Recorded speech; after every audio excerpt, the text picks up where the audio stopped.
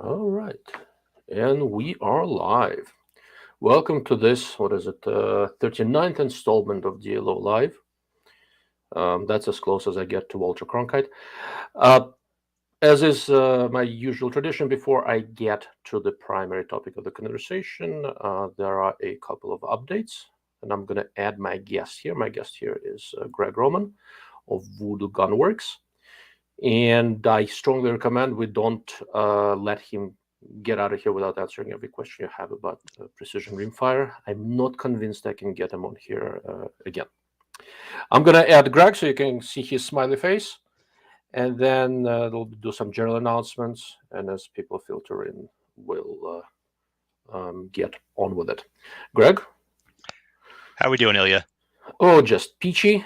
For all of you looking at the guns on the walls behind Greg and thinking he's going to start grabbing those and showing them to you, that's not happening, because we would like to have this stream on both YouTube and Facebook. And if either one of us holds a gun in our hands, YouTube is going to kill the stream, send death squads my way, reinstitute the Ministry of Truth. God knows what else they're going to do.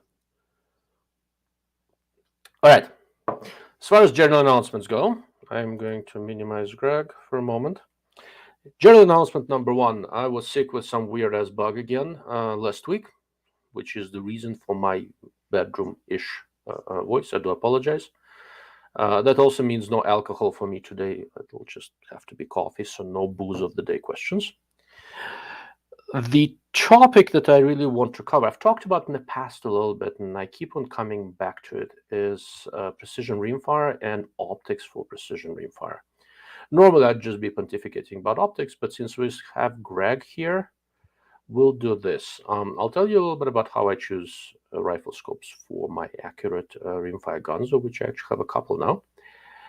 And then we'll see. I'll ask Greg to talk a little bit about Voodoo Gun Works, his time with the company, the origin of the company, and what makes them special. And I wouldn't have asked that question earlier, but I actually bought a Voodoo Gun Works rifle, and there is some voodoo in there.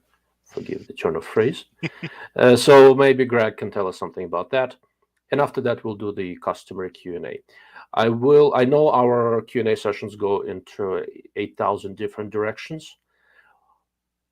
For the first half of it, at least, let's try to keep the questions more oriented toward rimfire and rimfire-related topics. And as we get further in, we can go into the weeds on more or less anything you want. The way I'm set up today, so there are two cameras, one pointing at me, and one pointing at the whiteboard, so if anything needs to be sketched out or explained, I'll be happy to do so. All right, optics for precision rimfire. How do you choose one? Well, in the grand scheme of things, get the nicest scope you own, put it on your rimfire rifle, and go forth with it.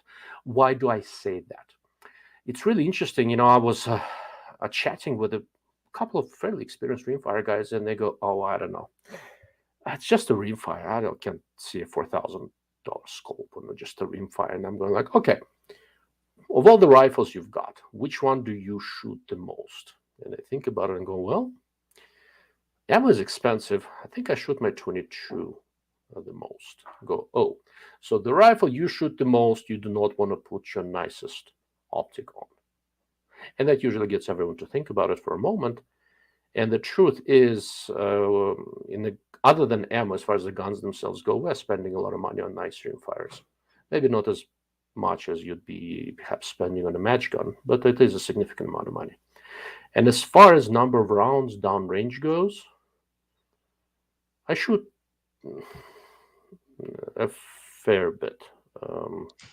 This is not something I cover too much, but in an average week when I'm not traveling, in an average week when I'm home, I shoot more than an average American hunter shoots in 5-6 years. I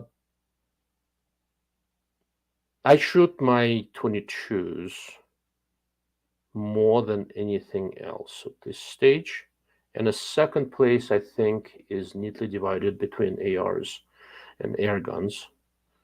And only then is precision bolt guns.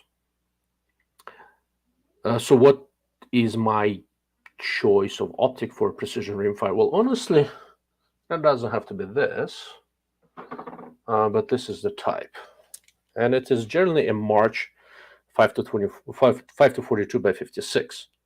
Why this specific scope? Well, for a variety of reasons, but primarily because I have two of them, so I can match things. But there is more to it than that, than just that I have one. It gives me a lot of magnification, and Rimfire, interestingly, is where I can actually typically use more magnification than I can on a long-range precision rifle. Why? Well, where I live, it's generally warm most of the time, and air conditions. That's a nice way to say air conditions suck, Greg. Nah, they suck, basically. Right?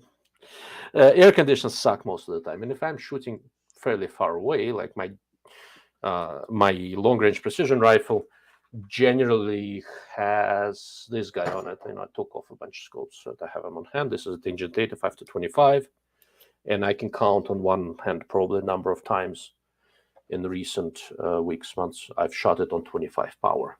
However, with the 22, when I'm trying to shoot something really, really tiny, and I've got what are those spinning targets called? The JC cells. Just spinners or the KYLs. Yeah, KYLs, those. Yeah. And it's Greg's fault, by the way, that I bought those. I'll tell you a story momentarily. So on the tiny little quarter-inch KYL, etc., I could use the magnification. So on my Rimfire, I actually like to have magnification. This is one of the few places where this 40 power on high end is actually useful to me. Another reason why I like this scope for Rimfires is that the sight focus goes down on this sucker. I think it goes down to 10 meters, 10 yards, something like that. 25 would have been fine, honestly. 10 is a little excessive, but for a dry practice, indoors, having it parallax down is actually very useful. Aside from that, it's just a nice scope. Is it better than a variety of other high-end scopes if it has the same characteristics? Not necessarily. I mean, it's better in some ways. It's a nice scope. But that's ultimately what I'm looking for in a Rimfire. I want to have quite a lot of magnification. I want to be able to focus up close and personal.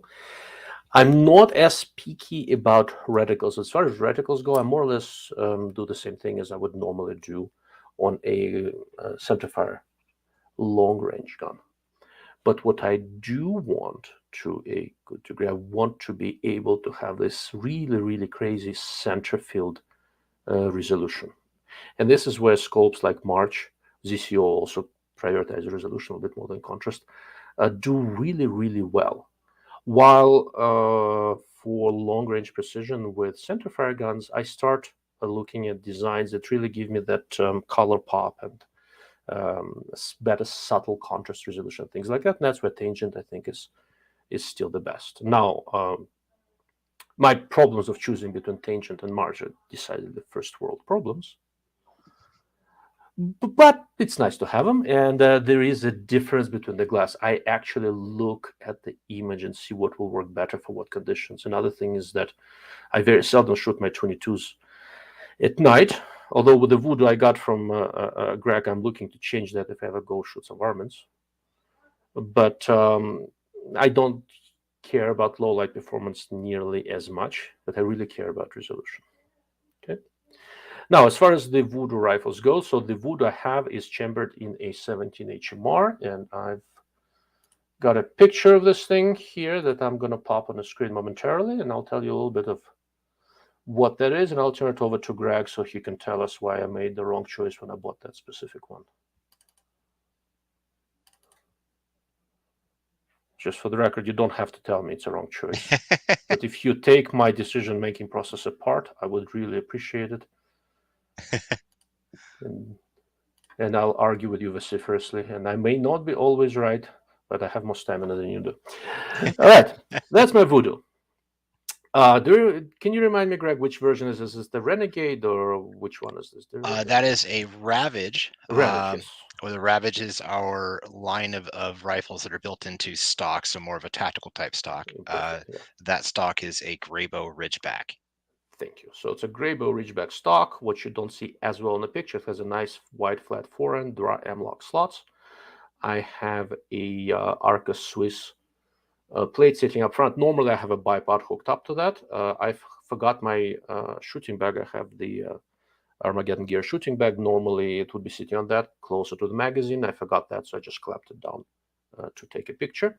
It's a 16.5-inch Kukri profile 17 HMR barrel. I think that is a 10-round magazine, right? Yeah, that looks like a 10 that's round. a 10-rounder. Yeah. That looks like a 10-rounder. The stock has an adjustable cheek piece that I have not touched yet because somehow when I popped that scope on, it was just right. I remember when I was picking out this rifle, Greg was telling me, well, unfortunately, there isn't really any truly match quality 17 HMR ammo, so it may not be as accurate as you would expect. He lied. It's accurate. It's stupid accurate. You're like the gun has not heard of not having access to match ammo. It's just stupid accurate. That's great to hear. It is impressive.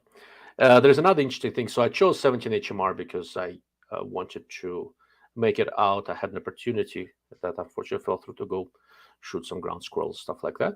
And the 17 HMR seemed like a nice caliber for it.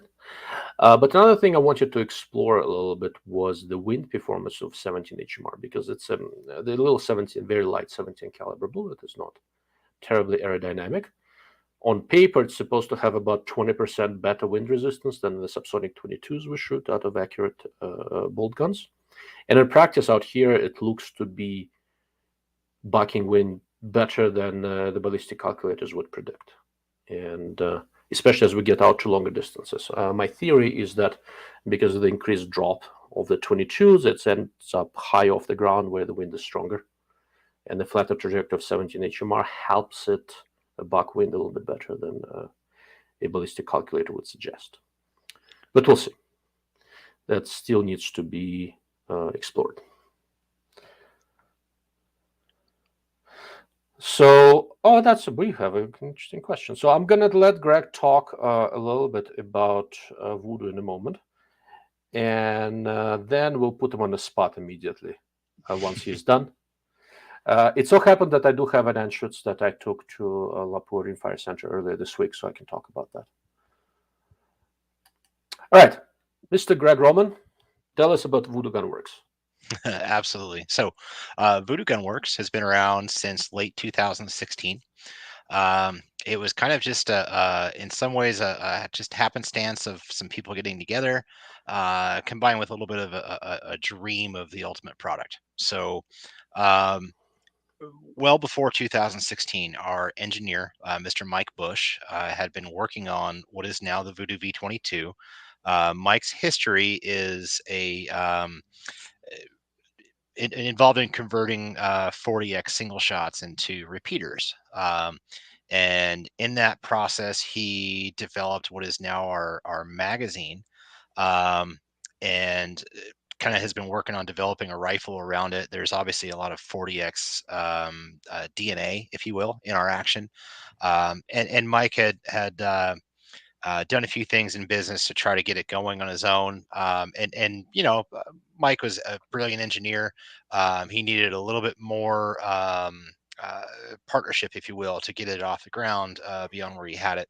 And about the same time, Paul and Jill Parrott, who are our two majority owners, together with Jay Phillips Sr., who all three are local here to Southern Utah, were in a point in their life where they were looking to start a small company of some sorts, and they looked at all kinds of things, and they originally wanted to start Voodoo as a precision centerfire rifle maker, mainly based off of 700 actions, believe it or not, and kind of do 700 custom rifles. And about that same time, Paul and Mike, who had a distant acquaintance, got together and started discussing what is now the Voodoo. And one thing led to another, and the four of them partnered up, and Voodoo kind of got its feet off the ground. And it took about a year to really get the Voodoo rifle dialed in and running to the point where they would ship rifles. So late 2017 is when they first started really shipping. They took about to the NRA World Championship out in, I think it was Peacemaker in West Virginia, and they were doing demo shoots out there. And they were hitting silhouette targets at 400 and 500 yards with 22s. And after a while, they just had a pile of people just standing around, just enamored that they were hitting that stuff with a Voodoo or with a 22 so far, and had no idea what the gun even was. And it kind of just took off from there. Um, we've been going strong ever since. Jay Senior's left the company. Paul and Jill are still the majority owners. Mike Bush is very much in the background as a minority owner, and has kind of stepped away from the operations, but has gotten us where we are today with the design. We've had a few iterations, of course, a couple generations. We've built a single shot. We built a Magnum, such as Ilya's gun. Um, we have a few other exciting things coming up down the road too. But we've been going strong since about 2016. Coincidentally, that's about when NRL 22 really started to take on and take hold, and it really it wasn't the original. Thought process was to, wasn't to be a competition gun. It was to be a trainer for a centerfire rifle. But the 22 competitive scene really took off, and the PRS style of competition really took off in rimfire. And what the Voodoo does, and hence the original purpose to be a trainer, is it's a Remington 700 short action footprint. So, like the guns over my shoulder here, the bottom one is a Masterpiece Arms. It's a regular Remington 700 chassis, and our action is dropped right in there. It's a 700 trigger. It's an AICS pattern magazine. So the beauty of it is we could build it just like your centerfire PRS rig, or your centerfire, let's say, tactical rig for law enforcement, and things like that. And then sure enough, the whole 22 competitive scene just beyond took it over. I mean, I've had numerous customers that have bought a gun to be a trainer for their PRS rig, and 6 months later they call me up and say, "I want another one," because I haven't even shot my centerfire gun since I got the Voodoo. They're like, "I went out and shot a rimfire match, and that's my new gig. The center fires have just gone away." So, um, So just to show you, I pulled up. That's the same gun from a different angle. If you yep. look at it from this side, where you can see, well, if you couldn't see the 17 HMR box on the right, I mean, if you couldn't see this, if you just look at the magazine and look at the action, you could easily think it is a Remington 700, and which would generally make me walk away in disgust. But this is a very, very different animal altogether. I didn't mean to interrupt you, but what you No problem. just stumbled on actually in immediate answer to one of the questions we got. I'll be looking through the questions as they pop up. Usually we're about 20 minutes in, usually about half hour, 35 minutes in, the questions start happening. And Andrew had this interesting question. I've never owned an accurate 22 bolt action, have a nice 6.5 Creed. Why do I need the rimfire to up my game? Well, for the reasons that Greg just mentioned. Trainer for the centerfire gun. You will shoot this thing far more. Trigger time is invaluable. And I don't know about you. I'm not a patient man. Dry practice is something that tends to make me want to claw my eyes out. And the only reason I want to claw my eyes out is that I don't have any hair to rip out, right? So that's the first choice. I really enjoy shooting the 22. It doesn't cost me nearly as much money, doesn't beat me up in terms of recoil. I'm not developing too many bad habits. My ratio of 22 to centerfire for precision guns is probably 10 to 1, maybe more. Does that sound about right? I would definitely agree with that. Trigger time is everything. I mean, with Voodoo, or any 22 for that matter, even if you're shooting, let's say, Lapua Center X, I mean, you can go out and shoot a couple hundred rounds for the cost of a box of, or two boxes of, let's say, 6.5 Creedmoor. And you're right, trigger time is trigger time. The fundamentals are the same. For what we do, the yeah, I mean, yeah, you're right. There are a few different things. Recoil Yeah, control is definitely a correct. big Yeah. thing. Uh, you know, but the cool thing about a rimfire is if you have a weakness in some of your fundamentals, it will actually point it out very, very well. Yeah. And the reason why is when you look at, let's say, again, Lapua Center X, average velocity of 1,073 foot per second versus, depending on your 6 mm Creedmoor load, which may be doing almost 3,000 foot per second, you're spending 3 times as long in the barrel. So If you have some bad habits, if you're not loading the bipod, if you're not applying that rearward pressure with your trigger finger, or trigger hand, I apologize, if you're not using proper trigger control, all those little idiosyncrasies, even though the gun doesn't recoil nearly as much, it still does show up on the target downrange quite a bit. So it very much does. There's a question there about an anschutz. I actually have an anschutz, and I'm gonna pick up a Voodoo, which should probably answer that question. There is something different. One of the really important things for precision shooting is to do something. There's a good Russian word for it. In English, there is no single word, but you basically have to hold through the shot. What that means is that a friend of mine is a former world shooting champion, and he was a head coach of the Russian Olympic shooting team for the London Olympics. He has a dual U.S. Russian citizenship, so he was a head coach of a shooting team at the Naval Merchant Marine Academy, something like that, back east. Interesting guy, but absolutely world-class shooter, world-class coach. He asks these interesting questions too, and he did a survey with some of the best Olympic level shooters in the world doing handgun and rifle shooting, small bore and air gun, stuff like that. Let's say you have 15 seconds to take a shot, right? And you will pull the trigger on the 11th second. Okay, so you set up, you have 15 seconds. You pull the trigger on the 11th second. Which second out of those 15 is the most important for shooting consistently and accurately? If you haven't heard this one, Greg, I'm going to make a guess. Which second? I would probably guess 9 or 10. Or actually, you know what? Yeah, sorry. Now I'm sitting here thinking about it. Second 12. Exactly. If you shoot on the 11th second, second 12 would be the most that is important. exactly correct. And he did this survey because he knows all the world-class Olympic style shooters, and he said the best shooters in the world, uniformly, every single one, said it was with 12 seconds. Even very, very good shooters on the way up would usually say 10th or 11th, where the trigger breaks. Of the types of guys who win the Olympics for precision shooting, they all said the 12th second. There, in English, we talk about follow through for the shot, but follow through, the way we speak about it, is more about recoil control and stuff like that. In Russian, there's a term, and the literal translation, and I speak to that guy in Russian, so I have to kind of translate in my head, that you have to hold through the shot. And psychologically, the way we shoot, this moment right after the break, that is the most important moment. And you can train it with the Rimfire much better than you can with the centerfire because of what Greg said earlier, because of how much longer this bullet spends in the barrel.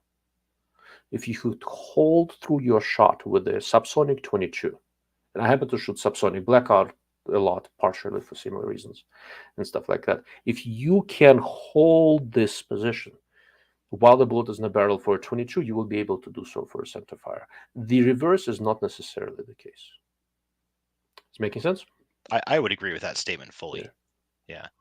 So yeah, follow through is hugely important, and as an NRL competitor, it's actually one of the things that I find myself forgetting when I'm in matches. There's always so much going on and barricade work and everything else, and it's easily the number one thing I try to work on, especially when I'm dry firing, to try to just build that habit. And watching newer shooters too is something they all need to work on, but follow through is hugely important, and it definitely shows up on target when you don't get it right. Yep, that's exactly correct.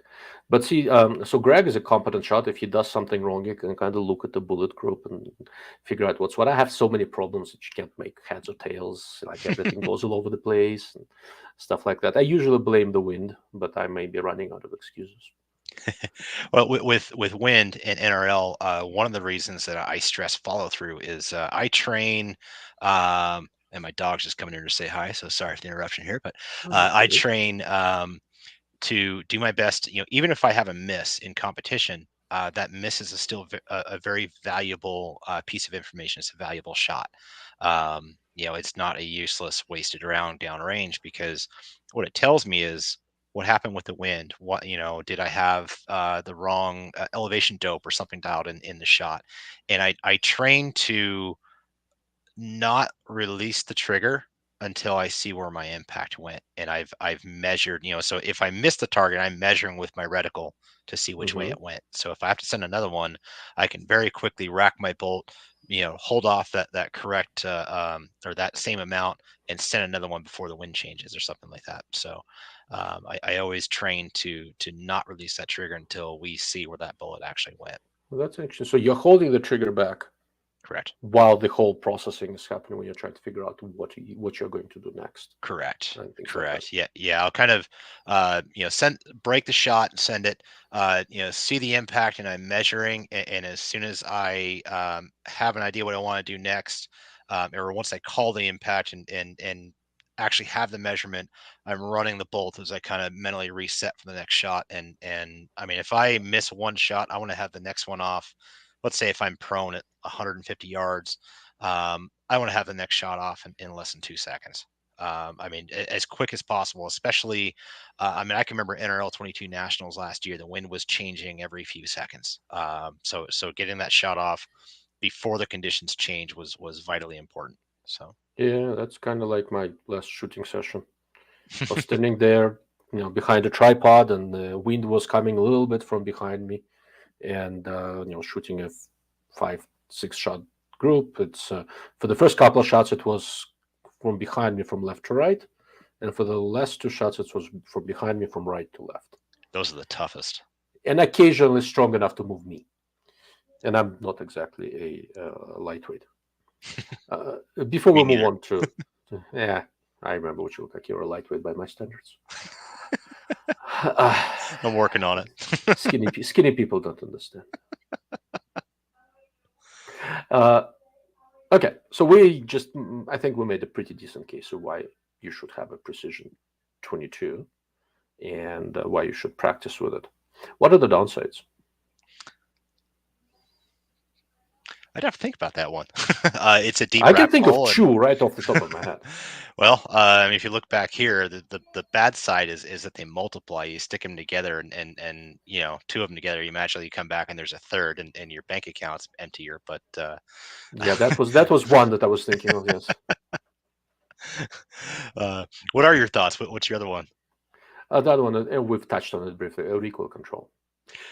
Yeah, true. Very true. With the 22, so that's I make a distinction between the follow through and what I'm calling holding through a shot. Right. A lot of follow through has to do with recoil control. Right. How quickly can I get back on target? Mm-hmm. That is something where with a 22 you can get a little bit lazy. Very true. Very true. And that's why I don't know what the right ratio is between the Rimfire and centerfire practice in terms of how many rounds. You use. Like for me, the ratio is probably about 10-1. I primarily shoot the Lapua Center X. So my accurate 22s, I have a couple, and I've taken both of them to the Lapua Performance Center to find a load that is consistent and accurate. And I've got 10,000 on one and 10,000 of another are on the way.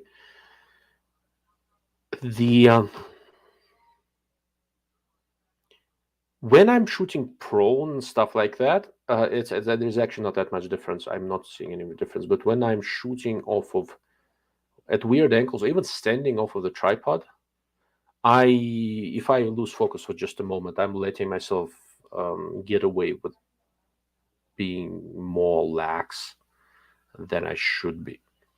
And another factor, when you're shooting off of different barricade supports and all that sort of stuff, where you support the rifle, it's actually a little bit different. You can get away with much less balanced shooting position with a nice 22 than you can with a centerfire, because the recoil is going to move you differently. It's a lot of this recoil control is not only about being able to tolerate recoil, but controlling which way the rifle gets moved. And you just don't get that with the 22. Yeah. Okay. For example, so I'm not really a competitor, right? So my hunting rifle, I have a fix in the 308, with some really interesting ballistics that Greg thinks I'm going to blow myself up someday. I beg to differ. I've blown up a couple of rifles with factory ammo, never with my hand loads. The first time I had a rifle blow up in my hands, I think I need like 8 changes of underwear after that. Just wouldn't stop happening. But anyhow, where was I? Yeah, so I have a 9-pound 308 that I shoot for hunting and for my precision endeavors, and I live at fairly high altitude. It's a hot load. It's supersonic to 1,300 yards essentially out here. And good luck trying to spot the bullet trace with a 9-pound 308. Yeah. It's possible. It is doable. It is not so simple, and you will not learn that with Rimfire. So you have to have a balance. Yeah, I definitely agreed. Obviously I eat, sleep, and breathe Rimfire just because that's what I do for a living.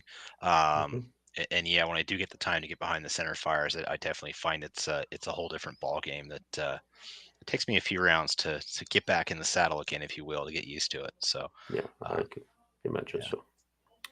All right, I've got a question for you, but first we have a couple of questions here.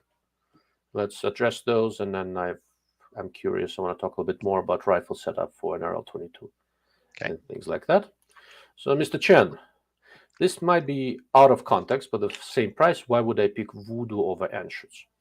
So I know Greg is not going to badmouth Anschutz, and nobody should. It's a great company that make nice guns. But I have a Voodoo and an Anschutz on my hands, and I'll add a couple of things, and I'll let Greg talk why Voodoo rather than why not Anschutz, but rather why would you should get a Voodoo. I think that's maybe a better way of talking about it. The action is better.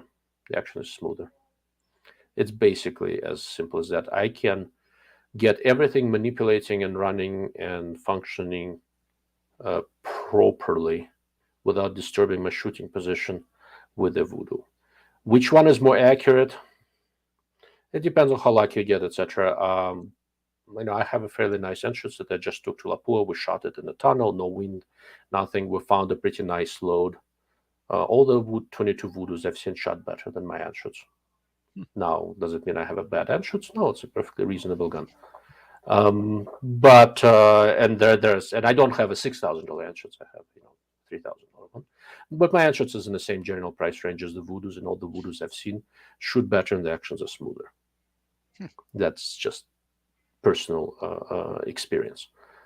I will still take these entrance over more or less just about any lower priced Rimfire because that thing is seriously accurate. I'm not talking about one gun that's really accurate, another gun is not. No, they're both really, really accurate. But all the Voodoos I've seen were somewhat more accurate. Anything you want to add to that? Certainly. First off, that's a great compliment. That's a really a bunch of good compliments there to hear about our stuff. So I would say they're both obviously great rifles. I'm a big fan of Anschutz. Obviously I'm a big fan of Voodoo. I work for them. I sent them a resume because I became a fan of them as a customer. But it depends what you're using it for. Anschutz makes wonderful rifles for biathlon and Olympic 3 position and some of that type of stuff that is not available for the Voodoo as far as the stocks and the chassis and things. But the type of stuff we typically use them for in the U.S. So again, I'm gonna go back to PRS, Rimfire PRS, NRL-22, some of the center fire trainers and things. That's where the Voodoos really comes to shine. So first off, we're using a full size action. As we said, our receiver, our action is similar to or identical in size to a Remington 700. Actually, even a little bit heavier than a Remington 700. It's got more meat into it. Again, we're using, as in the guns behind me, we're using full size stocks. We're using Remington 700 style triggers. It much more mimics that style of shooting. The magazines is I think a nice little benefit. The magazine is a full-size AICS magazine, and we've done a few things in there to make sure things are actually much more stable. I think that's one thing that we really outshine the competition on in this area, is that the ability to use a full-size magazine on a full-size 1 250, actually it's 1 350 receiver, adds much more stability in the loading process. Um, and again, for the type of shooting we do, I think the Voodoo is the best answer. The on shoots is going to be a much smaller, more delicate magazine. Uh, Great trigger, but a much more delicate trigger, if you will. And then of course, as the other thing too is made in America. So just throw that in there for us American redneck type people. We definitely like stuff made in the USA. Um, but there's a few differences there. The Voodoo, we've done a few things in original barrel testing, especially with Ace Barrels, who is our original barrel maker, and still produces about 50% of the barrels for our repeaters currently. They did a lot of testing on landing groove depth and amount of lands and grooves, etc., and really saw what they could, or did their best to find out what they could to figure out what makes the Voodoo or 22 Rimfire accurate at much longer range. Um, we're learning, especially now that we've gotten into the bench rest market, like a lot of those guys like the Shill and Ratchet rifling, or some of the benchmark 2 groove and Hmm. 3 grooves, is those rifles and those barrels do very, very well at 50 and 100 yards. But when you start stretching out to 2, 3, 400 yards, the testing from Ace was at least saying that the 5 and the 6 groove barrels with actually a little bit shallower rifling were producing better results at that range. Interesting. Um, So just less bullet deformation. I'm honestly, I'm not sure. It's just just kind of what they were changing one variable at a time, and making a bunch of test barrels, and that's kind of what they concluded. So maybe a little less bullet deformation. I know definitely going to like a 5R type rifling, like with Bartlein, what they use. Hmm. Um, you know, uh, it, the 2 spots of the barrel directly across from each other will not be squeezing as much. So Yes. yes, less Hmm. bullet deformation there. Hmm. Um, but yeah, I'm honestly, that would be my assumption. But as Okay. far as why, it's still a Hmm. mystery we're trying to solve. So So you mentioned you used to use primarily Ace. Now it's somebody else as well. yeah, so Ace is a very small manufacturer up out of Northern Oregon, and they produce Hmm. about 60 to 70 barrels a month, I think. And we consume all of their production. So in other Okay. words, we've outgrown their capacity. So we supplement I see. that on our repeaters primarily with Bartline. And we've Okay. been very, very happy with both companies, and Uh-oh. we continue with both of them. So which one is mine? Do you know? So yours is a little different since it's a 17. Uh-huh. So Ace and Bartline both use a cut rifled method of rifling, or cut rifling, if you Hmm. will. The 17s, nobody can really do that with a caliber that small. So they're actually button rifled, and all of our 17 barrels are made by Lothar Walther. So Excellent. yours Okay. would be a Lothar barrel. I had a personal beef with the guy who owns Bartline. So when I order a 22, can I choose who makes the barrel for it? You absolutely can. Excellent. So we do use both of them interchangeably. So if a customer doesn't specify, we would just use whatever's next in our available inventory. But if a Mhm. customer does have a request for one or the other, we can definitely fulfill that. So I'll specify. That Bartline's a great barrels. I just don't like the guy. So one of the nice things about not being with affiliated with any company, I can talk mhm. shit about anyone. Greg can. So all right, that actually, thank you. That was a good answer. I'm gonna skip forward since Mr. Odo Sigurdsson brought something up that I wasn't even aware of. Has the feeding issue been fixed that I heard of being an issue in the PRS game? Have they been feeding issues? There's always a few of them. Most of them are usually chassis related. So we've had a couple bad magazines end up out there. So, to dive into the weeds a little bit, our primary magazine is a polymer glass-filled nylon, which is a 2-piece injection molded magazine, and the mold is very sensitive. The welding process, so they're ultrasonically welded together. That Hmm. is a very, very sensitive machine. So we've had a few little issues where something may have been, a few thousandths out on those getting out. We've definitely recalibrated that machine. It happened when we moved our shop. Unfortunately, we didn't realize that machine was out. We ended up shipping a few mags out into the wild that got away from us. But most of the feeding issues are usually around chassis fitment. So the challenge is that we have a lot of chassis makers with a lot of different magazine well dimensions, and we have to build a magazine that has to fit them all. So when you take a 22 long rifle, you're trying to feed a blunt 22 caliber bullet into a round 22 caliber hole, pretty much. So, that you the size of the end of the chamber is basically the size of the bullet. So there's not really any room for error there. So if we take, let's say, a centerfire 6.5 Creedmoor, you have a pointy bullet that's made out of hard copper that's trying to feed in a hole the size of the case head. So 9 times out of 10, I mean, if I get a customer calling me with magazine issues or feeding issues, I can solve it on just a few little adjustments with the chassis, like Masterpiece Arms, my wife's rifle over here. They have an adjustable mag catch, so we can adjust the vertical up and down, which is vitally important.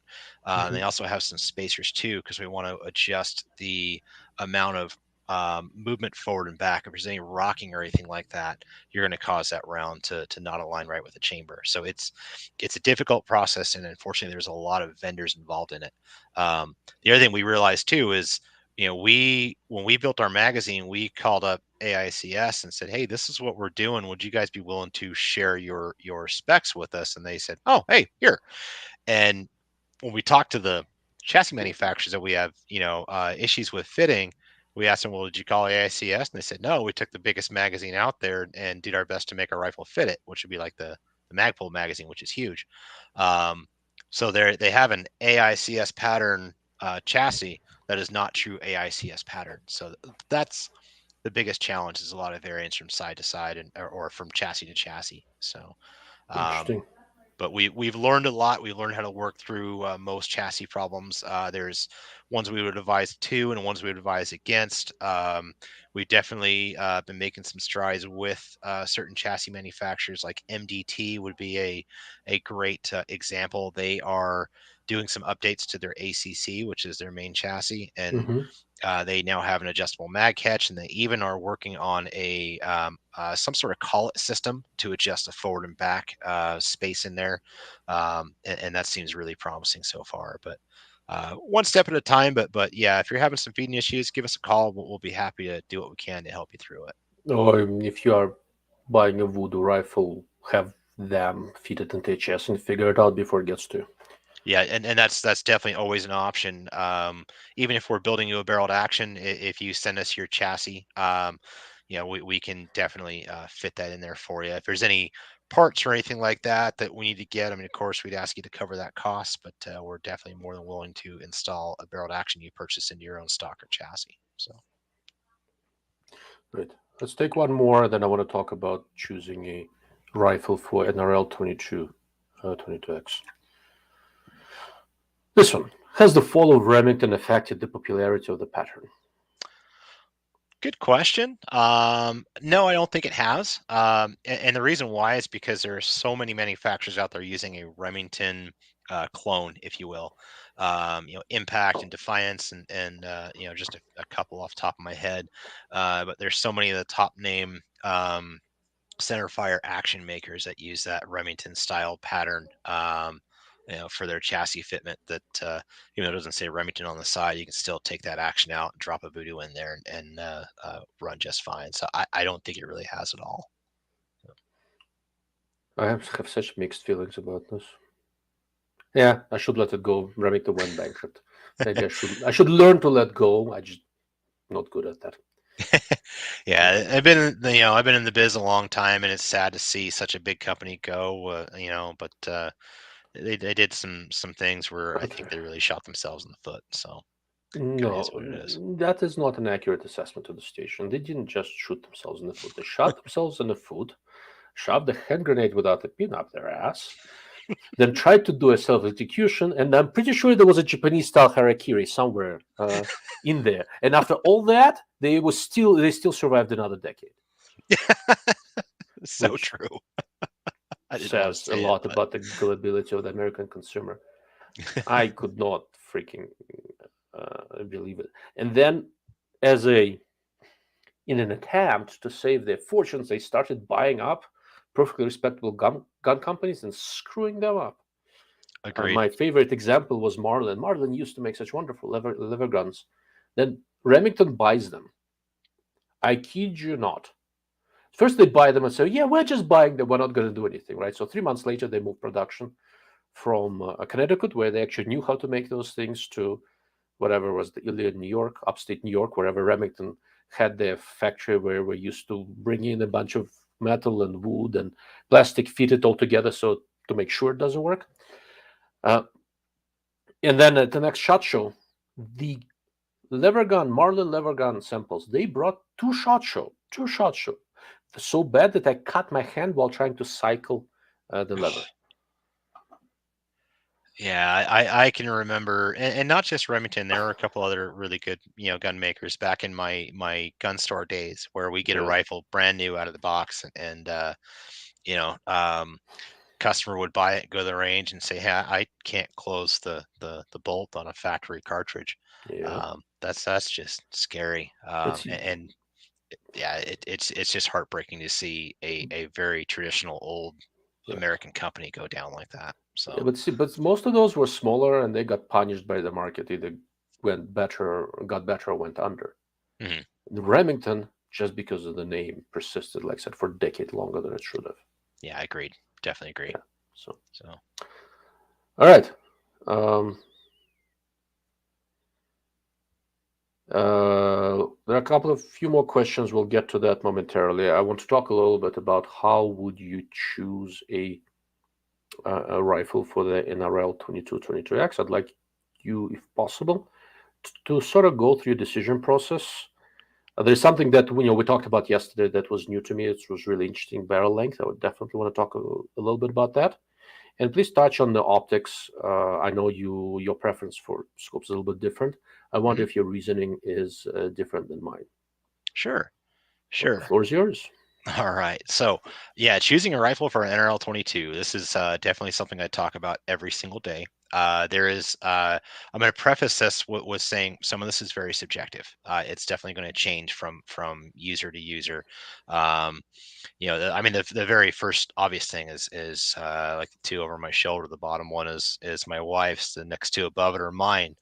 I'm a stock guy. She's a chassis girl. That's just kind of the way things go. Is one better than the other? No. Is one better than the other for each one of us individuals? Yes. That's just kind of Well, the. one of them is purple. I sort of assumed that was yours, but okay. I know that one belongs to Mrs. Roman. So Yeah, yeah. she loves her voodoo. My daughter is willing to shoot an RL-22 if I let her paint the stock pink. So Well, we could probably do something for you as far as that goes. We've got a really good painter in we are house. very likely going to do that. I just need to figure out what length of pull she can do because she's tiny. Yeah, and there's some options too. We can talk offline about Yeah, that too. That there's absolutely. definitely a few ways we can go. So. But anyhow, I didn't mean to interrupt you. Please go ahead. You're good. That does segue into a very good point. One of the first things to look at is the overall stature of the shooter, right? So, I'm 5'11", 225 pounds, so I'm not afraid of Lightweights. dealing with a heavy rifle, a full size, adult size rifle, etc. Um, so we, first answer that stock or chassis question. Overall weight definitely plays a part of that. Balance plays a part of that. So um, I'll give it actually a great example. If we look at the two rifles, so the very top one here is a Manners. This rifle weighs about 13 and a half pounds. The balance point is right underneath the center of the magazine well. The next one down, this is a Mcmillan E1 with a heavier, longer barrel. And this rifle balances up here under the fore end, and the total rifle weighs 16 and a half pounds. So the top rifle is a very versatile rifle where I can still shoot it very comfortably offhand, unsupported, and not feel uncomfortable. I can easily shoot through a whole magazine and be very steady that way. The rifle down below is a little more difficult to shoot offhand. But if I'm shooting over a barricade, or let's say, top of a sawhorse would be a great example. I can put a Armageddon year game changer down and slap the rifle down the forend, and I can let go, and that rifle is going to sit neutral, right, nicely over the barricade and I not want see. to fall or tip either way. And it makes a huge difference as far as steadiness on like tank trap tips and sawhorses, etc. Um, so looking at your options and weights is a big thing. Um, so first thing, like I said, chassis versus stock. The chassis offer some modularity. A lot of them are very butt heavy, but they offer the ability to hang some forend weights off of them. But before you think about it, you could end up with a rifle weighing, 18, 19, 22 pounds. Um, so you got to be a little bit careful there. Um, so typically in NRL, we're looking for a heavier barrel. So either the kukri, which our kukri contour, as we call it, is like a Remington varmint rifle, if you will. That's the Or one I have. That's what you yeah, show in the pictures. yep. Very common in the Ravage that Ilya has. So the next one up would be the MTU. The MTU is going to be about a 13-ounce heavier, just barrel blank alone. It's about 13 ounces heavier. So that's going to, of course, increase your overall weight, but then move your balance point further forward.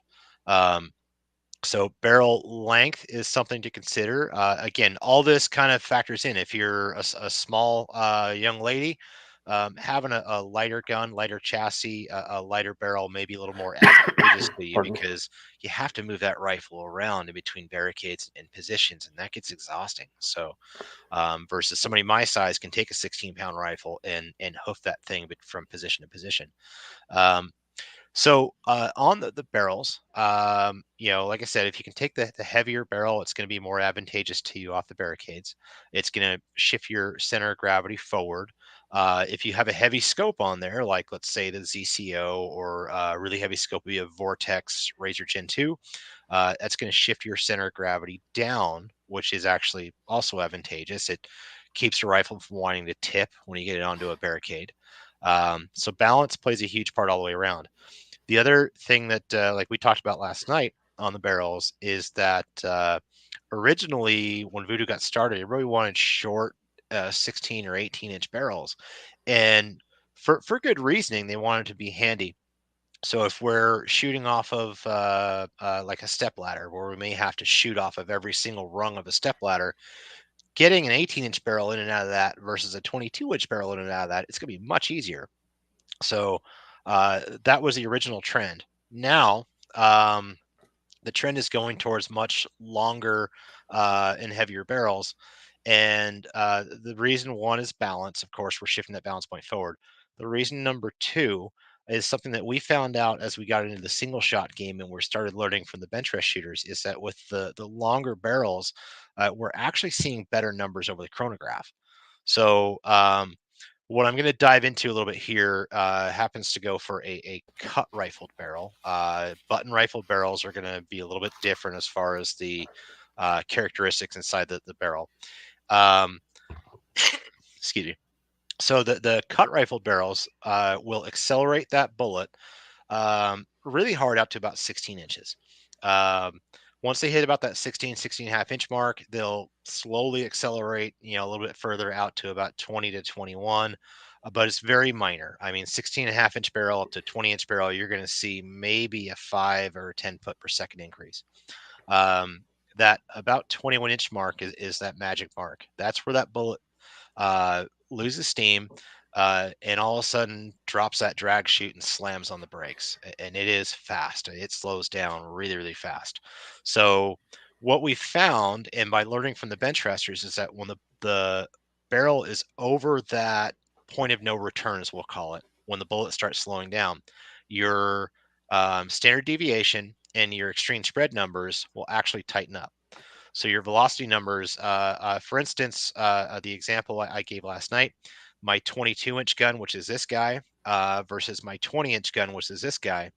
If I shoot the same ammo over the same conditions back to back in the same day out of both guns, this gun will produce about half of the SD and extreme spread that this gun will.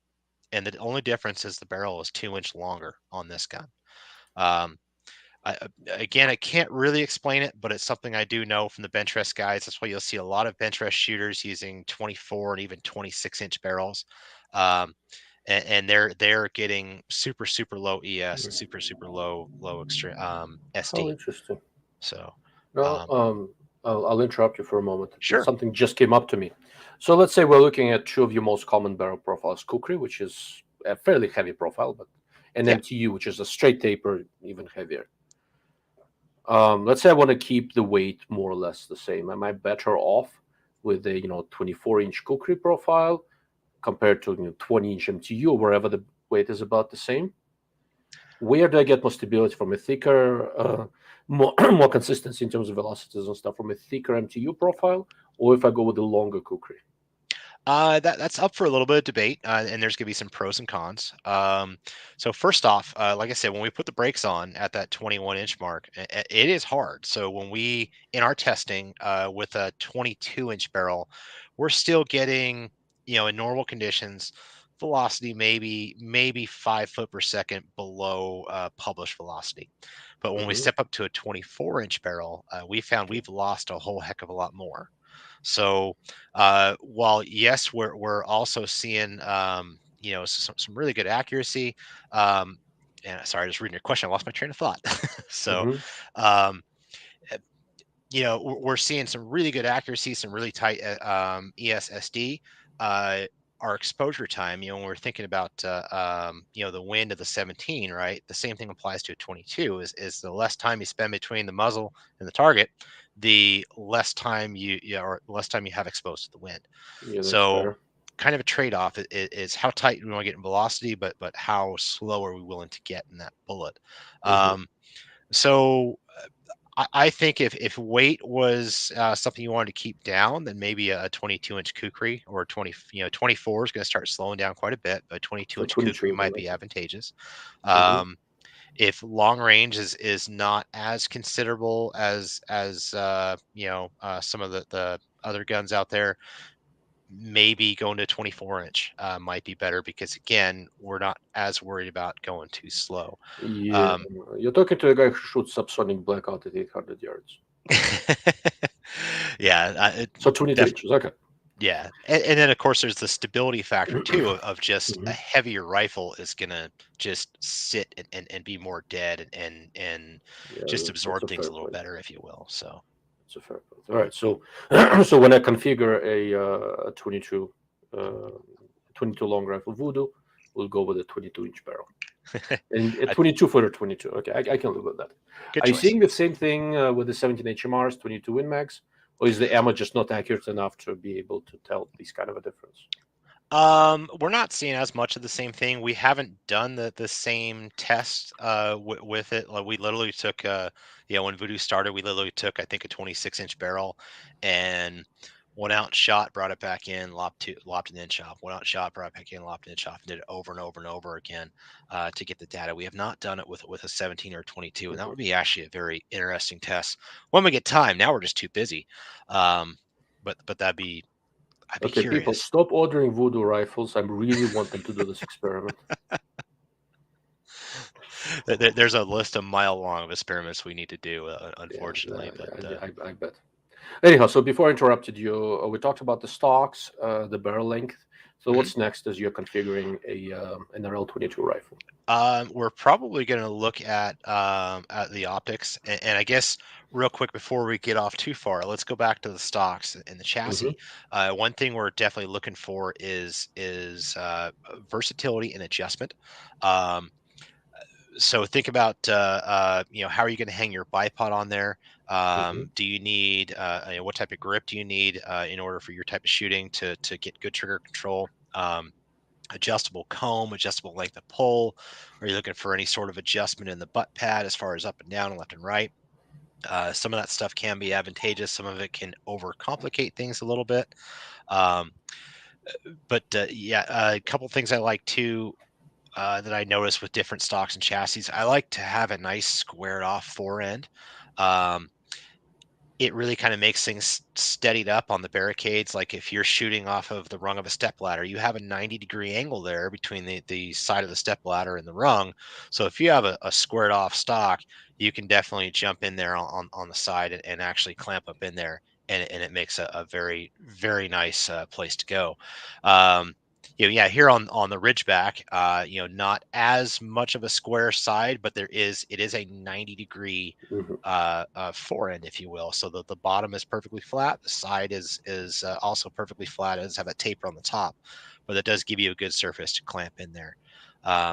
So definitely a lot of stock options, and that's one of those things too. If anybody has any questions on those, give us a call. We'll be happy to kind of chat you through those and give you our opinions on it. The next thing I think I would go to is optics, of course. So as we already stated, we do definitely like our magnification in the optics. The KYL is a great example where I usually want an optic that's going to go up to at least 25 power on the top end, or 25 times magnification would be the proper terminology, I guess. And honestly, it's really rare in competition that I take a shot over 18x. And when I do, it's usually at 25 or 50 yards. Even though I've had shots in competition out to, I think my longest competition shot's 495. Um, but my most often times where I zip the scope up as high as it's going to go is at 25 or 50 yards on a KYL, where there's no more paint left on a little 1/4-inch target. Mm-hmm. It's hiding in the grass, or there's a rocky berm or something behind it where it's really difficult to see in the light conditions, and that's where that's really going to come into play. Um, uh, Go ahead, Yeah, or so that's exactly right. yeah. It's a nobody believes me. People are trying to convince me that to shoot ALR they need all this crazy magnification. Right, you're right. You're looking at this huge target that's 2.5 miles away through Mirage. Mhm. Good luck with that. Yeah. You need very good optical quality. You Yes. don't need that much magnification. Well, to look at the conditions and stuff like that. It's Yeah. weird, but at close distances, trying to shoot something really, really, really small on a gun that has no recoil, that's when I use high magnification. Yeah. Yeah. I use my high magnification when I'm sighting in, and maybe doing lot testing or something like that. Um, but when it comes time to match time, about the only time I really use it is on a close, really small target. And that's about it. Most times I'm shooting anywhere from about 12 to about 18x. Um, a couple other things we're looking for. Obviously, optical quality is nice. Uh, I want to see, so actually, the vital thing we want to see is a parallax range that would go down to 25 yards or less. Um, the NRL 22 game, there is a lot of shots that are going to be at 25 yards, especially on those little KYLs. As we said, if we're going to take that shot on 25x magnification, um, you got to have your parallax right, or you're not gonna be able to even see that target Yep. with a lot of these scopes. It's gonna be a blur. So yeah, 25 yards or less is vital, and that actually limits a Pardon lot me. of the choices from a lot of the big brands out there. There's a few more I'd really love to see get in the game, but they just don't produce it. Um, Next thing on the list is going to be for NRL is going to be a tactical style turret. So something that is, a knob instead of something that you use a coin for, if you will, to adjust. I want to see first focal plane.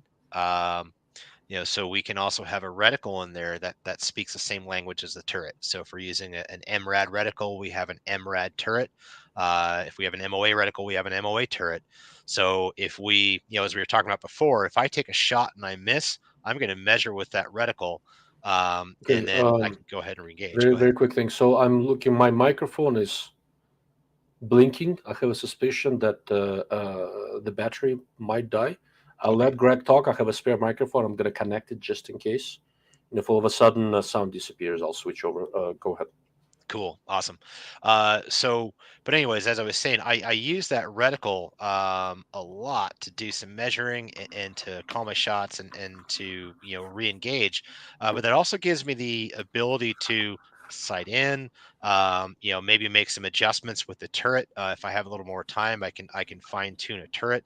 So it's vital that that reticle speaks the same language as the turret, and also we use a first focal plane because, like I said, I'm not always going to shoot on the highest magnification.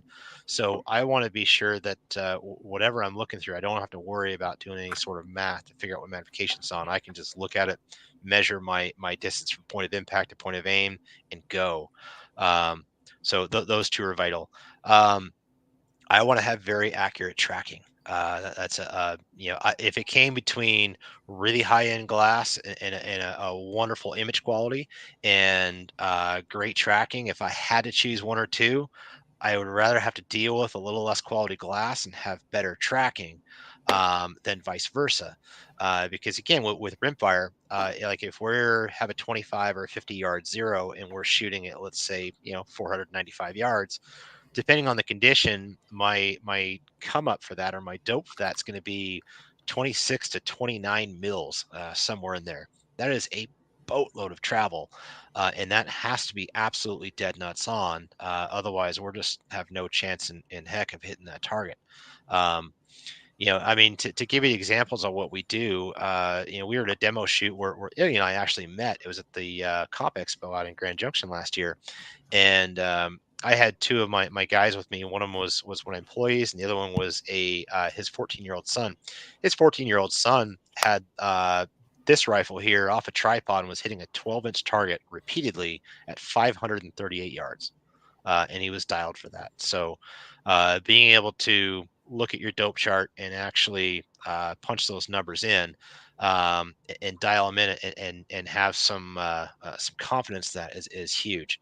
Um, but to Ilya's point, good glass, especially when you get to those long range, really plays a good part.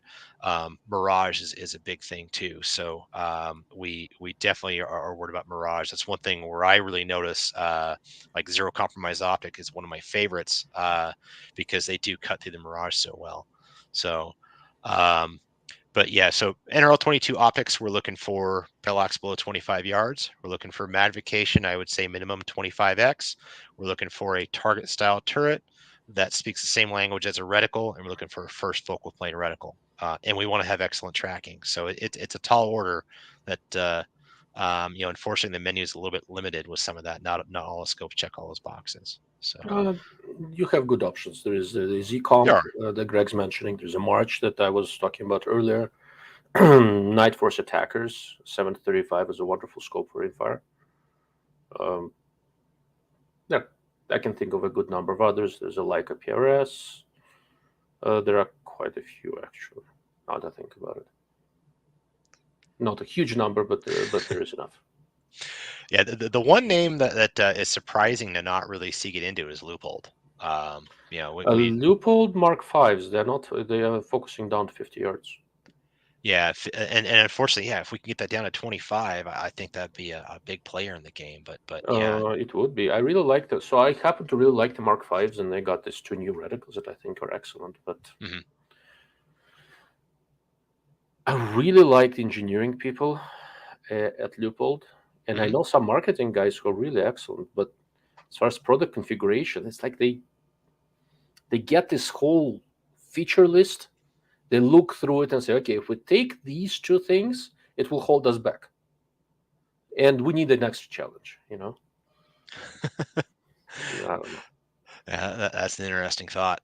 Yeah, and it just baffles our mind. And last time I even talked to those guys in person at Comp Expo, they're like, "Yeah, it doesn't really concern us." And I was kind of scratching my head, realizing how many guns we sell out there and how many our competitors sell out there, and just how fast the sport's grown. And I think they're just missing it. So I think it's kind of sad. Yeah, they are. And the big problem that Leopold has with this is that, why mess with 50-yard parallax for this kind of stuff? But for a little bit less money in the $1,500 to $2,000 range, you have Delta Striker, Athlon Chronos. There's a bunch of these very good quality Japanese scopes, and Burris's new XTR Pro. I actually don't remember if I think it focuses down to 25. It's a nice scope. It's a 5 to 30. There is a whole range of rifle scopes in the $1,500 to $2,000 range that check every box, right? And it becomes a really uphill battle for Leupold. If you don't check every box, nobody's even going to look at you, and the competition is really strong. Yeah, good point. I would think just the name alone, if they were able to check every box in there and at least get a player in there, just the name alone, I think they'd sell a ton. But I'm not a marketing guy, so Yeah, if they keep on shooting themselves in the foot, I mean, that name is only going to carry you so far, and then the brand equity dilutes. Okay, anything else you want to add to this before we look at a couple of questions in the chat box? I think the only thing I would add would be trigger. So we're definitely looking for a good match grade trigger, just like any PRS gun. And the trigger I would say would be identical to the needs for a PRS gun. Single or two stage, and that's a personal preference. I run two stage Trigger Tech diamonds. A good adjustment, a weight range. The weights are all over the board, but most PRS competitors or NRL competitors that I see are typically using a trigger that's somewhere from about 3/4 of a pound, about 1.5 pounds, which is well below hunting rifle range. But I think a good, reliable, consistent trigger that has a little bit of adjustability, I think, is vital. And Trigger Tech is great. Timney's out there. I like the Trigger Tech a little bit better, personally, but nothing wrong with Timney. Timney would be my one go-to is mine? war Mine is trigger. probably Timney, right? I don't think I selected anything. I went with whatever you guys recommended as a standard. Probably Timney then. Yeah, our standard trigger is a Timney Elite Hunter. Okay. Which single stage weight range I think is high into 3 pounds and down to about 1.75 pounds. That's probably what's on there if you didn't do an upgrade. So Yeah, it's one of the things I've been thinking about. It's a really, really excellent trigger, and personally, I have a very strong preference for two-stage triggers. So at some point, I'm probably going to swap that out. Gotcha. Yeah, I'm really happy with the Trigger Tech Diamond for the two stagers. It's my favorite. Timney. The one thing or two things I'll say about them: great company, super customer service, and very personable. I would rank their customer service some of the top in the industry. And then second, if I were to build a Voodoo for some reason to go to war, it would be the trigger I'd put in it. They just don't break. They just, obviously, I've been doing enough of this where I see what triggers work and what triggers don't in various conditions. Trigger Tech's great, but the least amount of problems I've had as far as triggers actually going down has been Timney. They're a super reliable and durable trigger in all kinds of Actually, a good conditions. point. I have a lot of Timney triggers. I've never had issues with any. Does Timney make a two-stage trigger, or is it also one stage? They do in right hand only. It's the Okay. Timney 532. Okay, and that works with your action. It does, yes. Okay, maybe something I need to look into. I can see Josh from Mcmillan is on here. He's making fun of me here. Oh, okay. Josh Deards. Yeah, Josh Deards. Good old Josh. Yeah, if anybody ever needs anything from nice Mcmillan. stocks. Okay, now that there is context to it. All right, so let's look through a couple of questions real quick. Some of them are just something I need to address quickly. I just don't want to leave them hanging for too long. Sure. And then we'll see what else comes up. So Mr. Chen very early on talked about blowback air guns that simulate recoil. No, you cannot simulate increased recoil with a 22. It's a little different. You don't have extra gas to spare. Basically, if you try to divert anything, the thing will just fly slower. Glass question: why isn't Corning a player in the scope world? I always hear two main glass sources, Shot and Japan. So Japan is not a glass source. There are multiple companies in Japan that make glass. You hear a lot about Shot because the marketing companies of different marketing divisions of different rifle scopes, they assume they're marketing to imbeciles, and if they say Shot, it's going to be good. Shot makes excellent glass. The rest of that marketing message is absolute nonsense. There is Corning glass in some US-made rifle scopes, actually, but by and large, Corning does not play in that too much because it's not a very big market, comparatively speaking, and it's a much more price-sensitive market. Corning glass, by and large, for the same type of things, is just more expensive. That's pretty much it. If you really want to make a US-made scopes, you can source everything in the US from Corning or others. Shot has a factory in the US, among other things. Shot also has a factory in China and Japan. And even in Japan, there is Ohara and Kyocera. Kyocera has factories in both Japan and Korea, also in Japan, there is a parent company of Kenko, also does their own glass melts. And then there are two in Taiwan, and God knows how many in China where they don't have environmental restrictions. They might as well melt uranium sand, which will actually give you some interesting optical properties and stuff like that. The emphasis that I keep on hearing in the scope world on where the raw glass came from is just stupid. Don't do it. It sound if you are a layman and you're coming from the outside of this, it sounds like an important thing. It's not. You choose the characteristics of a particular glass and you order from the manufacturer. You can make it, and there is always more than one. And where it comes from really makes no difference. Just kind of something I remember a long time ago. I had Mm-hmm. actually a little seminar with a Swarovski rep, and Yep. they were telling me, and again, this is like about 20 years ago, um, that of all the different types of optical glass, some types of optical glass are only made by some optical companies and not by everybody. Is that something that? To some degree, yes, but it's always more than one. Okay. They all have enormous catalogs. Schott makes thousands of different melts with very slightly varying chemical compositions, and those Mhm. slightly varying chemical compositions will have an effect on optical qualities. Dispersion is going to be a little bit different, how different wavelengths travel through it. Scattering is going to be slightly different depending on the clarity of the glass. For example, when we talk about clarity, when they're talking about the clarity of a rifle scope, that's meaningless. That's absolute nonsense. But clarity of a single glass element actually has a meaning. You can measure it, and there's a characteristic there. Uh, Not every type of glass is made by every manufacturer, but you can get very, very close substitutions from several high quality ones. So Schott, O'Hara, Corning, and there's one more that I can think of fairly high end. Ho- Absolutely interchangeable. Is it Hoya out of Japan? Hoya, that's right. Hoya is Yeah. a parent company, well, sister company of Kenko. Kenko is Okay. one of the large Japanese OEMs. Hoya is slightly smaller than O'Hara in terms of the size of the catalog, Mhm. but it also makes very, very nice glass. Thank you. Okay. All right. So after you answered about the reliability of the Voodoo, Mr. Odor Sigurdsson noted that some YouTube channel guys loved the Voodoo and switched over to Remax. Uh, that's probably not something you want to comment about too much, but I can. Yeah. Remax makes very, very nice stuff. Um, there was a big switch to Remax, well, not big, but a significant one when Remax came out. It's a more recent thing. When something new and nice comes out, a bunch of people are going to try it. Since then, I know people who stayed with Remax. I know people who went back to Voodoo. They're both pretty well made guns. I've shot both a good bit. I gotta say that both are quite good. I spent some time looking a little bit at how the bolt grabs the cartridge and feeds, how the extractors hook up to it. I would say Voodoo is probably a better design, but both companies keep on improving their stuff, so I really don't know what it is now. Honestly, at this stage, going with Voodoo Remax, I don't know if you'll go wrong.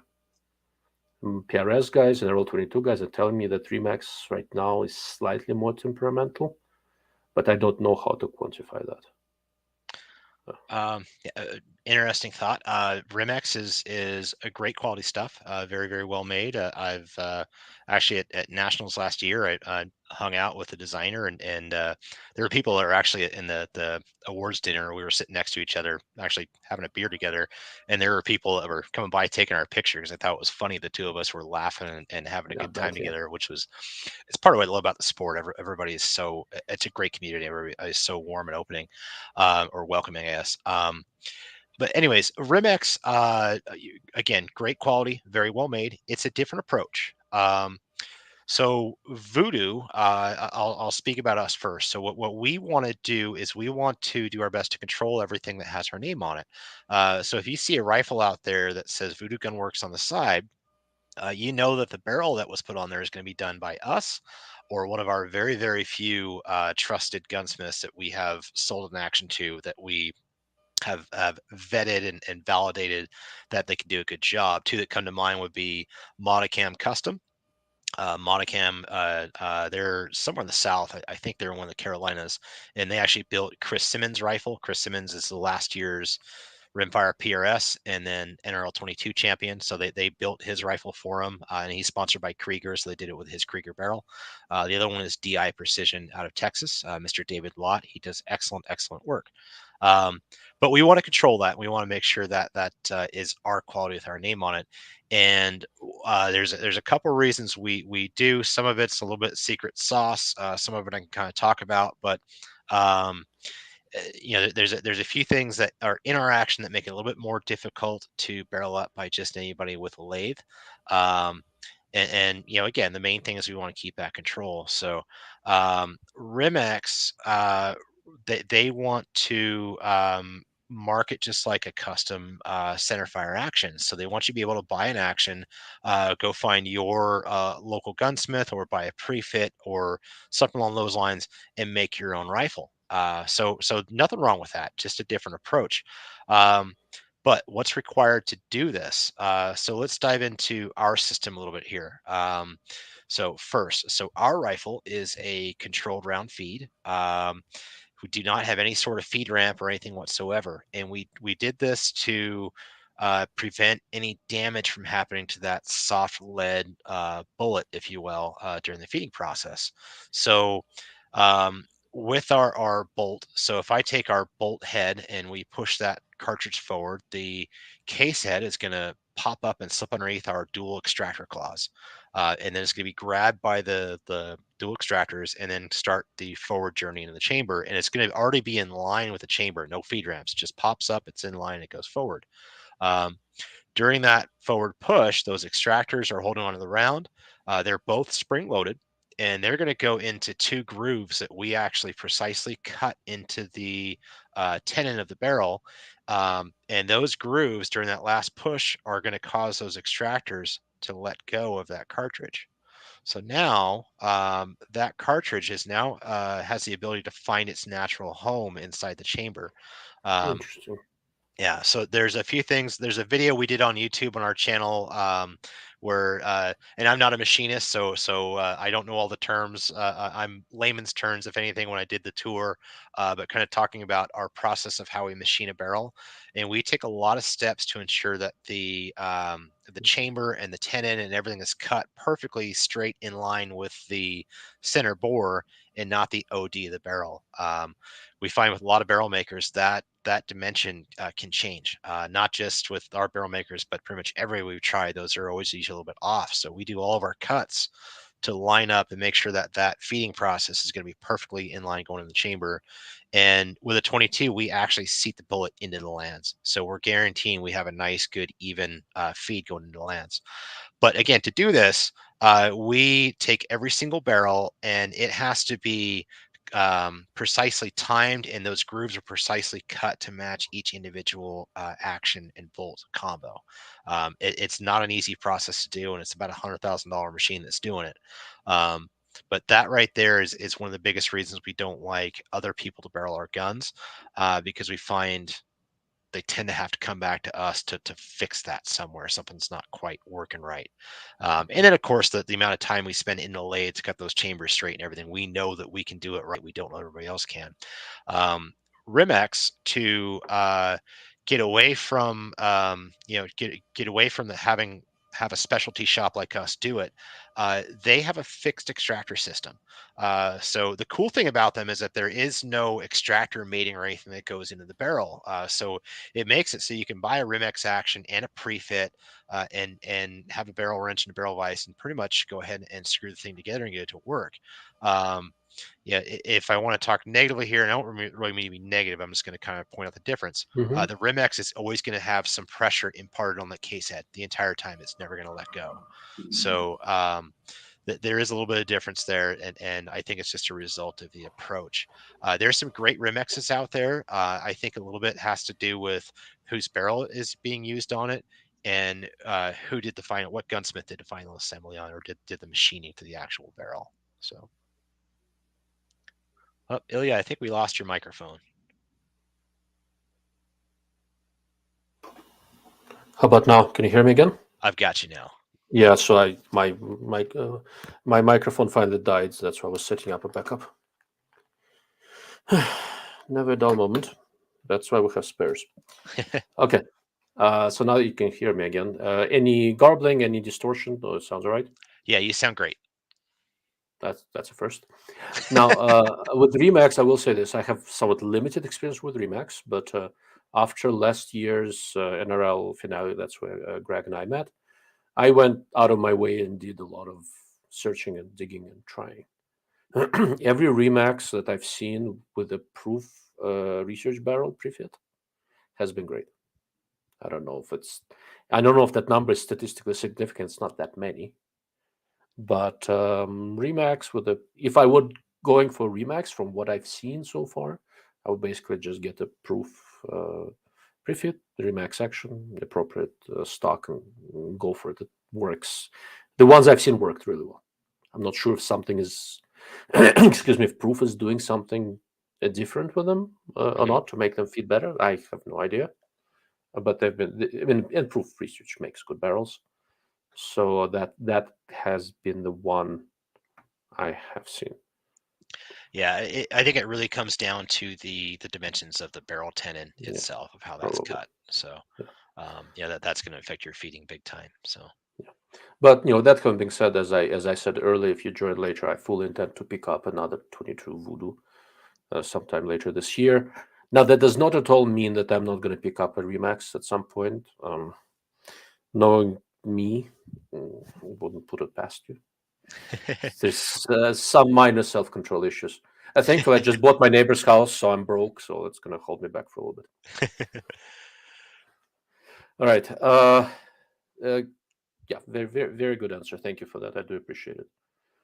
So let's see what else we've got. Oh, that's a good question, which I think it was answered, but just in case.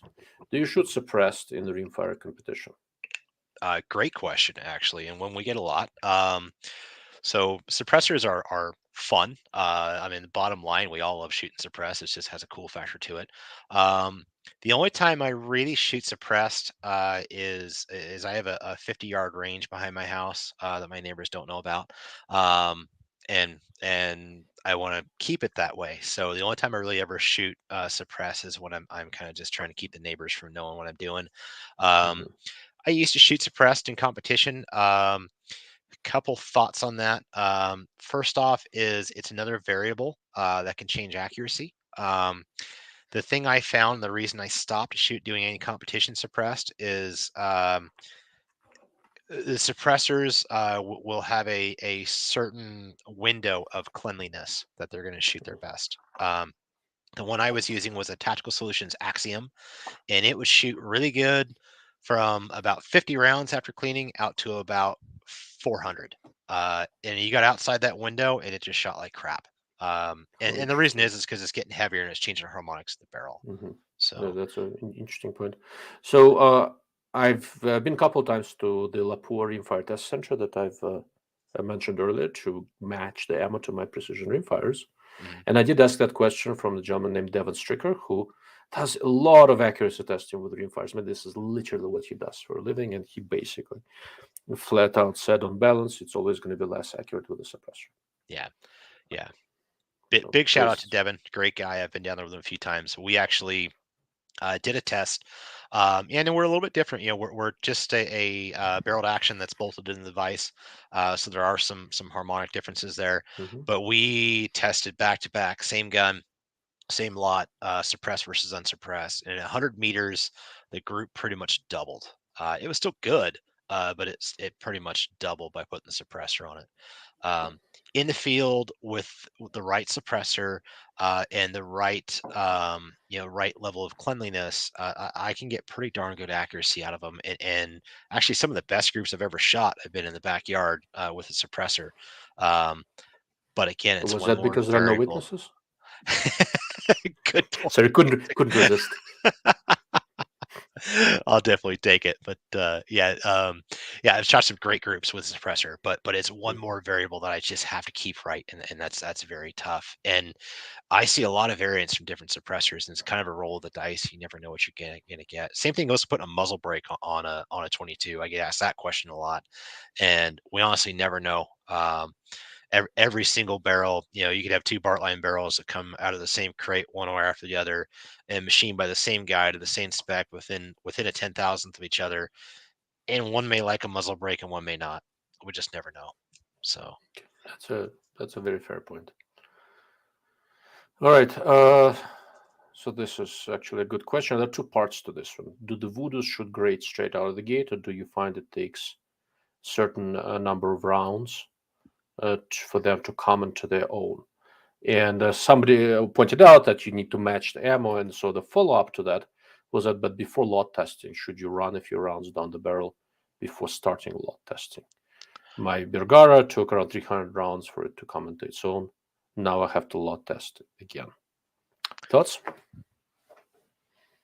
that is a great question, and what he definitely said right there is definitely rings true. Every barrel has its own personality. I've definitely learned that with shooting multiple Voodoos of my own, and definitely company guns as well. I would suggest a minimum of 1,000 rounds down your gun before a lot testing. How interesting. Yeah, it takes quite a bit. So we've done some videos with cleaning on ours, and one thing we want to do is we refer to it as seasoning the bore, right? So I find most of the Voodoos will shoot really, really well right out of the gate for the first couple hundred rounds, and then accuracy is going to start to fall off a little bit. And what's happening is you're laying down a coat of lead and bullet lubricant that goes down the rifled portion of the bore, and it starts at the breech end, and it starts kind of working its way further down the barrel slowly. And by looking through it with a bore scope, I know that takes a minimum of about 800 to 1,000 rounds. How interesting. If I took like my 22-inch barrel gun back here, when that gun was new, it shot super great for about 200 rounds, and then it really started to do some weird stuff from about rounds 500 to about rounds 1,000. And what was going on there, and I see a couple questions on carbon here too, so I'll address that here. What was going on there is, the bullet starts traveling down a lubricated lead lined surface, if you will, and then all of a sudden that's what we call seasoning, and all of a sudden that seasoning ends, and then all of a sudden hits raw stainless steel. So you start getting some velocity variances and spikes and drops and things like that start to do weird things. So to talk about that, what I've done with cleaning and in testing and cleaning. So again, this rifle here has about 4,000 rounds through it. It's about a year old. It has never been cleaned with anything but Vortex C4. That's the only chemicals that have ever been in that bore. And it is more and more accurate every single time I shoot it. So what I'm doing is to go ahead and actually clean the carbon ring out of the chamber. Again, follow the methods on our website. We have about a 20-minute long video that discusses that. And that carbon ring is, it builds up all around the chamber, which will squeeze the bullet as you chamber. And lead is a dead metal, so lead will all of a sudden change shape and not rebound back. So therefore, you're not engaging the rifling as you travel down the bore. But so we want to keep that under control. But I'm leaving the fouling in the rifling, and I'm continuing with this method until the accuracy starts to fall off. And like I said, right now I'm about 4,000 rounds. I'm seeing how long it goes. I would bet it's going to be north of 10,000 rounds before I change. But bottom line is, I would suggest, at least 1,000 rounds. I mean, if you can get 400 or 500 through, that's great. But I would suggest getting more towards 800 to 1,000 rounds down your bore before testing. I've never seen a 22 take that long to break in, but I will definitely defer to you on that one. With the faster ones that are usually copper something 22 mags and 17 HMRs, are you seeing some of the same effect as well? Or not as much, because again, you have a harder material going through with a copper. You have an actual real jacketed bullet, not just electroplated copper or something like that. So you're doing a little bit more of a burnishing process, much like you would, let's say, a centerfire PRS gun there versus a 22. You're not really going to deburn and burnish the barrel, shall we say. So the 17 HMR I got from you took about 150, 160 rounds to settle in, and it's been quite consistent since then. That's about what I would expect, honestly. I mean, you got higher pressure, and like I said, you have a harder material. So I think that's what I would seriously expect. Right. And so Mr. George Deertz, who is apparently from Mcmillan, has two 22 mags from Voodoo that both hold 3/8 or less at 100 yards.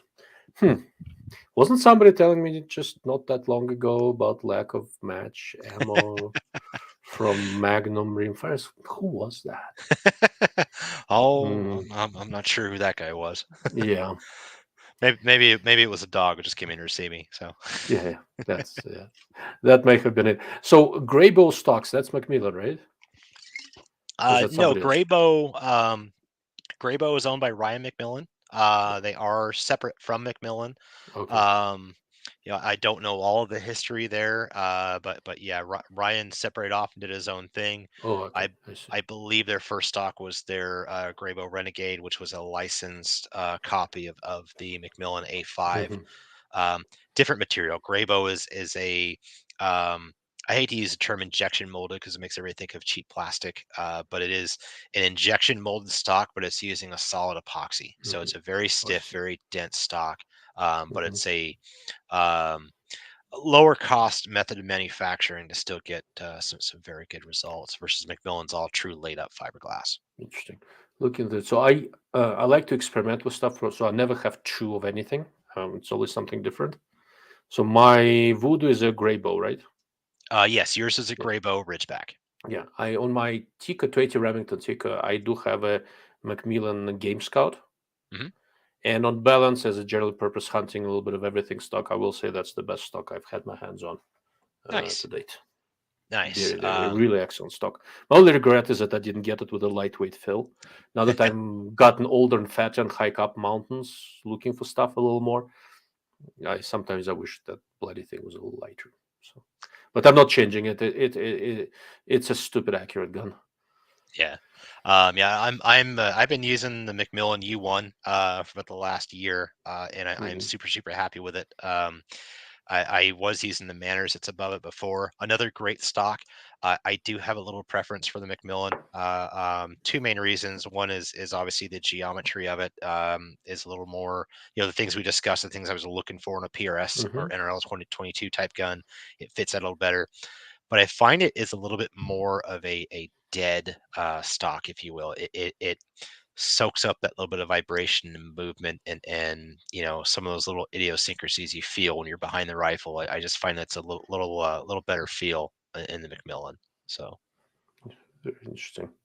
So Mr. Blind Spot over here apparently appreciates your little collection over there. oh, nice. Yeah, we've got two Sacos. There's one up there that's a Saco P94 range model, and then over here is a P94 Hunter. So I love them. They're great rifles, and this rifle is actually what I got started in NRL 22 with. In my prior, when I was working for a prior employer, that I got hooked on the Rimfire Precision, and that's about the time I discovered Voodoo. And one thing led to another. I bought a Voodoo. I sent them a resume, and the rest is history. Oh, interesting. Okay. All right. Mr. Josh apparently appreciates, I think it's your vocabulary. Okay. More on Mr. Josh. He apparently likes NX8. It's kind of an interesting thing. I'm not really very well liked by Night Force people. Mhm. But I really like the Night Force attacker scopes. And as much as I like the attackers, I dislike the NX8, which is kind of interesting. Yeah. It, NX8 is an awesome scope on paper. And then you use it, and that's different. Uh, that's actually a good question. On optics, what would be the maximum tracking error in percent you think that is not acceptable to take to NRL 22 matches anymore? Remember, the Zeiss you tested had less than 0.5%. No, the Zeiss, yeah, but less than 0.5% means 0.5% is what I can kind of measure with my collimator. So uh, this is a little bit of a misnomer. You can take a scope to an NRL match with any amount of error you want, as long as it's consistent. If you practice with that gun, you will be dialing and taking notes, as we all should. That's what dope it means, date on previous engagements. If your gun is, if your scope, let's say the tracking is 5% off, but it's 5% extremely consistently every time, you'll just be taking notes on how many clicks it took you to hit a target at certain distance. And as long as it is consistent, and that's the gun you shoot, and you have that data, it doesn't matter. Where error starts becoming a problem is that if you dial, I don't know, 10 milliradian, and sometimes it's 10.5, sometimes it's 9.5. Now, inconsistency is an issue. It's also an issue if you have your notes and you're shooting different scopes with this gun, or moving back and forth, and each one has different error, and then you can get confused. But by and large, what you're looking for really is consistency of adjustment more than perfection. Unless you're spending $5,000 on a scope, then you want perfection. Agreed. Okay? If you are spending, where is it? Oh, there we go. So this is what, like a $500-$600 Vortex Venom, 5-25 by 56. This one actually happens to track, what was it, the phrase, Josh, like the dead nuts on. But if I'm buying a $600 scope, I'm going to explore how it tracks very, very carefully and take careful notes. But if there is a little bit of an error there, I'm not going to cry, because I didn't pay $5,000 for it. If my $5,000 tangent data is off by any amount that I can measure, they're going to hear about this. Okay. So that's pretty much that. I don't know if you have any opinions on this, but I really want consistency.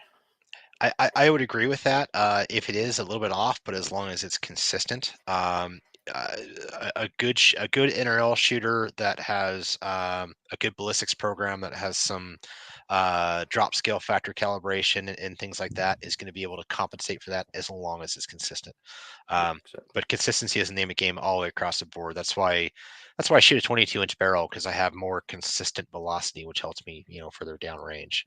Just for an example. But yeah, we can definitely compensate for that. So. Mr. Blind Spotter, so why do some companies seem hesitant to lower their parallax from 50? Is there some kind of a trade-off that they have to balance when you go closer? Yes, there is actually. There is a certain total amount of adjustment you can have with the turret, and the actual physical amount of movement of the focusing lens group inside the scope, in terms of the actual physical amount of movement of that lens, you need a lot more to go from 50 yards to 25 yards than you need to go from 50 yards to 300 yards, something like that.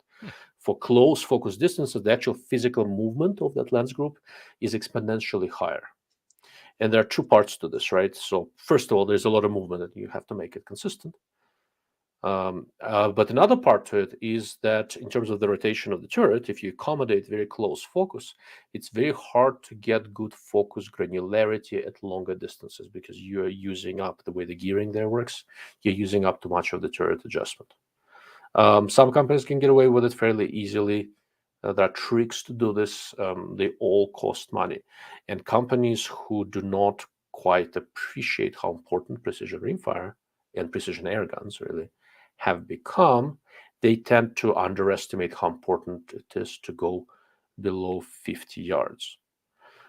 Some companies, like Tangent, doesn't go below 50. When they were working on this, they were primarily dealing with military professional customers. They didn't care about perfection closer than 50 yards. Will they ever change it? Who knows? They can. But I don't think they were thinking about Dreamfire when they were setting their specs. Okay.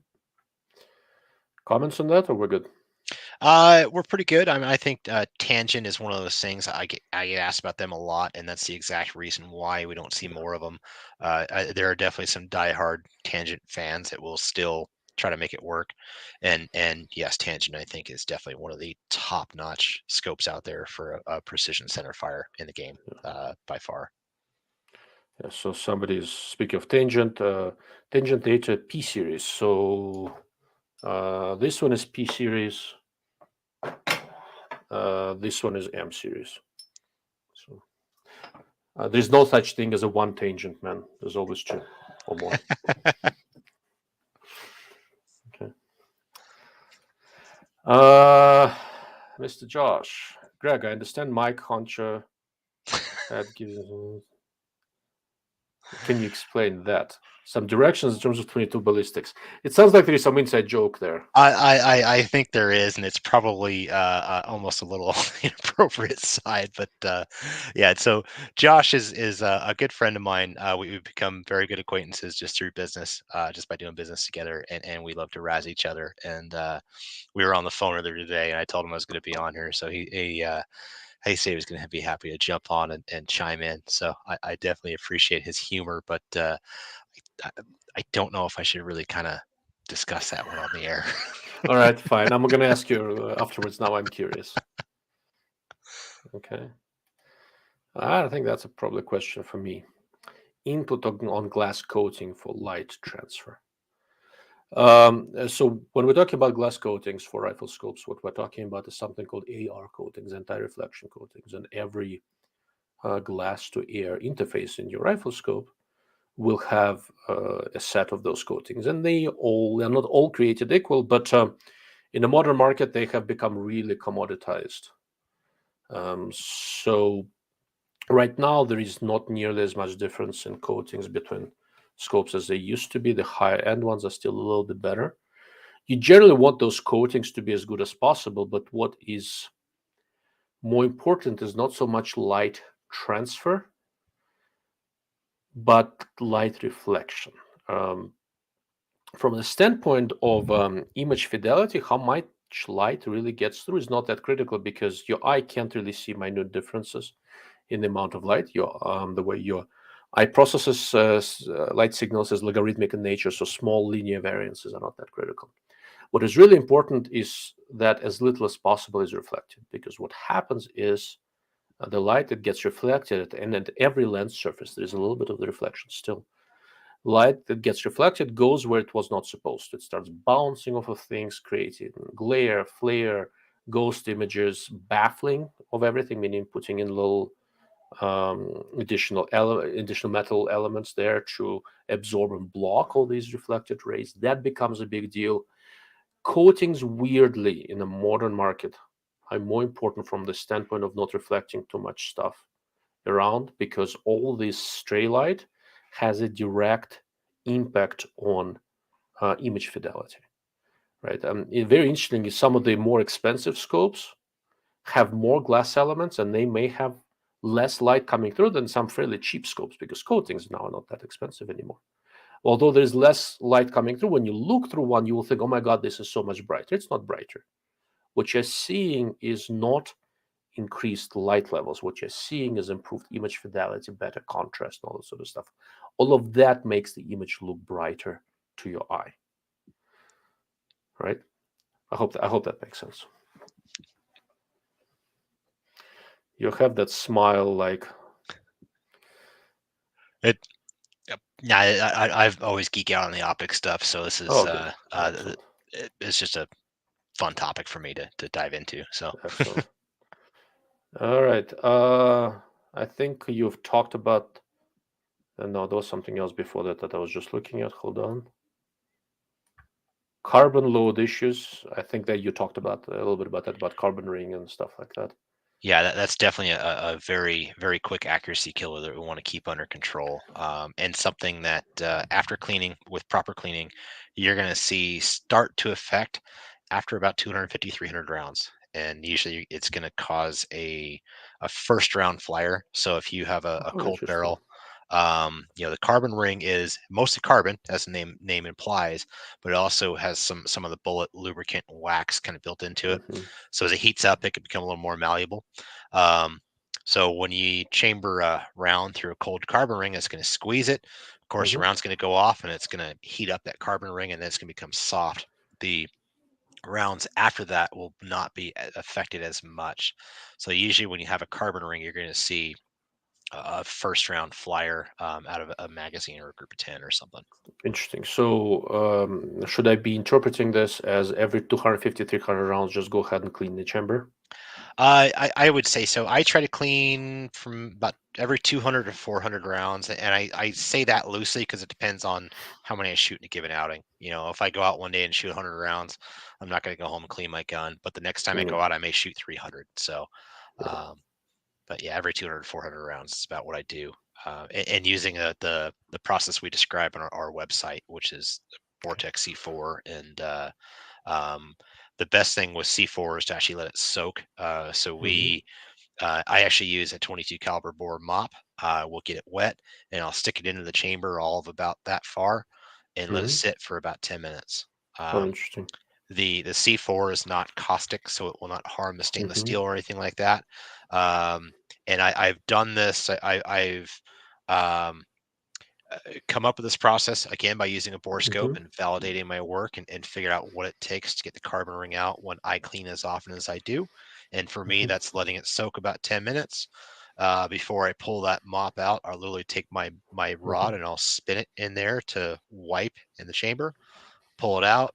I'll run a wet patch of C4 all the way through the barrel to kind of pick up any loose stuff, 4 or 5 dry patches, and I'm done. That's it. Interesting. So Yeah, I need to look at that video and think about it a little bit. I have so when I first started shooting, I cleaned everything religiously. I'm pretty sure I wore out a few barrels using a bronze brush, which is not so easy. Nowadays, I'm pretty sure I have a couple of rimfires that haven't been cleaned for a decade, probably. So it'll be interesting to try to go and clean those and see if there is a difference. What I would do is get a bore scope, and you can get just one off of Amazon, the Teslong bore scope. It's like $100. Yeah, I actually have one of those. I bought it about 3 or 4 years ago, and I haven't had a chance to use it yet. I may remember where it is. I may not. Yeah, I'm gonna wrap up all my rimfires, drive up, come visit you, and make you look at them. There we go. That way you actually know what you actually know what you're looking at. Also, I really like to learn on other people's mistakes. So rather than go and experiment. Interesting question. Barrel tuner. So guess to not have to do lot testing, just get a barrel tuner. Any thoughts on barrel tuners? I wouldn't go and say that. Lot testing is gonna, definitely point out some things as far as, consistency and velocity and some things like that too in your barrel, which a tuner is, tuner is not going to change velocity. Tuner is going to harmonically tune. Barrel tuners are something to take a good shooting load and a good shooting barrel and make it into a great shooting load in that particular barrel. So I wouldn't say a tuner is something that can compensate for the shortcoming somewhere else, if you will. So if we do have let's say a barrel that's not shooting right, or if we have a load that's not shooting good, I don't think a tuner is a way to try to fix that. A tuner is just a way to try to take something that is a good recipe and make it a better recipe, if you will. That's a fair point. Yeah. All right, so this is a comment on an early discussion. Apparently, Josh cleans his 22 mag after 300-ish rounds, something like that, and has good luck with CCI target ammo. Yep. You know what I just realized? I have a bunch of 22 mag handguns, and I do not own the 22 mag rifle. We could change that. That's practically. Did you not hear my earlier comment about being broke? We'll see. But yeah, that's something I need to rectify eventually. Mr. Northwest Guns, Derek. Derek's a good friend. He's here. Good to see you, Derek. Well, you can see me. Good to know you're out there somewhere. Okay, that's another question for Greg. Voodoos in Australia. All sorts of things in Australia. I'm sure they have voodoo. Never mind. Bad joke. I know the exchange rate doesn't do you any favors. Probably not. Your rifles go all over the world, right? They do. We have 3 dealers in Australia. Our main one is Rhino Sport, which is run by Danny Ryan. They've been doing business with us for a number of years, since almost the beginning. Great folks to deal with. We have 3 Gun Tactical, a smaller dealer that's done a few orders with us, but I think they've got something on the road currently. So there are a few down there. And then there is a gentleman named Warren Gardner that's down there. And he does primarily single shots. So he buys our barreled actions from us, and he does his own custom laminated wood stocks. That's beautiful work. If you're in the bench rest type market, Mr. Warren Gardner, I think his company is Shoot You Load Gunsmithing. Definitely an interesting name, but he's somebody to look up if you're looking for something down in Australia. That reminds me of the guys from Griffin Armament who have a sperm mount and all sorts of interesting things. Some people just like slightly provocative names for their products. Yeah, and exchange rate is definitely tough. I mean, that's unfortunately something that just the nature of the beast. Nothing we can do about it. So, but yeah, we do sell plenty of Voodoos in Australia and a number of other countries too. So excellent. All right, a couple of optics questions here. I'm gonna blow through them fairly quickly. If you want to add anything, please stop me. sure. Zeiss LRP S5 seems to be a good one. So I only tested one, the 3.6 to 18 by 50. I've got a video out called High End Tactical Part 7. It came out about 2-3 weeks ago. Optically, optomechanically, I liked it. If I was looking at the Zeiss, I'd get the larger model. I think the way they packaged it fits the larger model better. It seems like a good scope. The general disclaimer, because the product is new, I do not yet have any sort of statistical data on how most of these are. The one they sent me was good, but it doesn't mean they all are. I'm trying to keep track of it. And after a few months pass, as I talk to more people, I'll have some sort of a better idea of the statistics. As a general rule, whenever I recommend something, I keep tabs on how they do. People who buy them per my recommendation often get back to me. It's anecdotal evidence, but it's still evidence. Chen, I looked a bit deeper into the Schmidt Ultra Bright and the scope it was based on. It advertised 95% over normally 90 or 91%. Is it also a marketing thing too, or legit? It's mostly legit, a little bit of marketing. They designed that scope. They really tuned the coatings really well. They also used fewer lens elements by making them some somewhat more exotic shapes and stuff like that. It was perfectly legit, but comparatively small differences in light transmission don't matter that much. But Schmidt does not make bad scopes, and that one is indeed very nice. They made it with a still comparatively small erector ratio. It's only 4x erector ratio, meaning magnification ratio between high and low end magnification, that allows you to use fewer lens elements. So they basically try to do two things. They optimize coatings and use fewer lens elements. That will give you better light transmission. That makes it easier to optimize image quality, but you lose something, in this case, flexibility, a little bit of field of view, a few things like that. Off topic, but I was wondering when your YouTube review of the new primary arms PLX compact will be out. Soon enough. I take my time with these because I spend a lot of time subjecting everything to some general purpose unintentional abuse just because I'm a klutz. I happen to like that scope a lot. I already added it to my recommendations, so sometime this summer I'm going to issue a full review. That's kind of interesting question.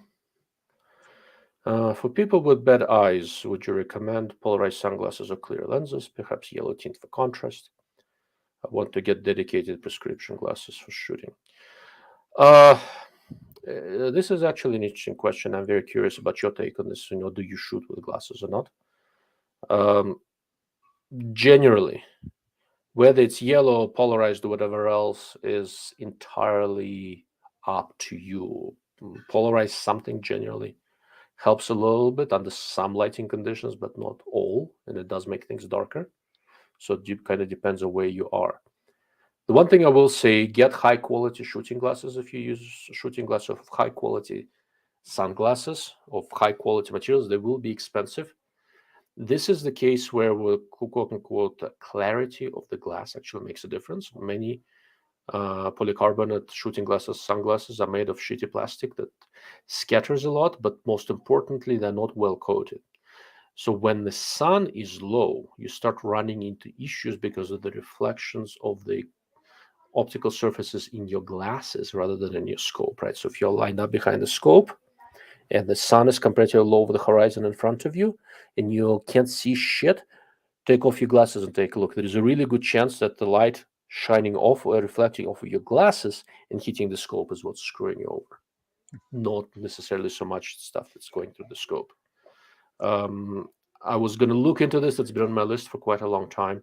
There's some gentleman, I don't remember the name, who was making fairly expensive but very high quality, presumably shooting glasses. I wanted to take a look at them. I use some pretty expensive glasses, polarized outliers, whatever else. And when my last elk hunt, I'm looking, the elk is on the side of the hill. The sun is right above the hill. Can't see shit. I look at my glasses and go, oh, and these are $200 sunglasses, right?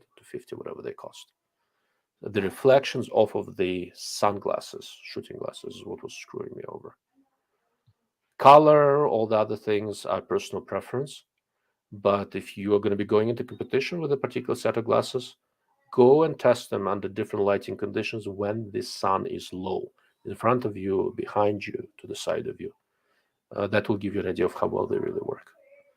And I really dislike shooting without glasses because, like I said, I've had a rifle blow up in my hands a couple of times, and I understand the value of glasses. That's why I still have eyes. So I would fully agree with that statement.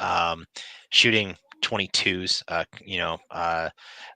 mean, I'll be the first to admit if it's just me shooting a bolt action 22 and the lights kind of just fair out there, I may not always have glasses on.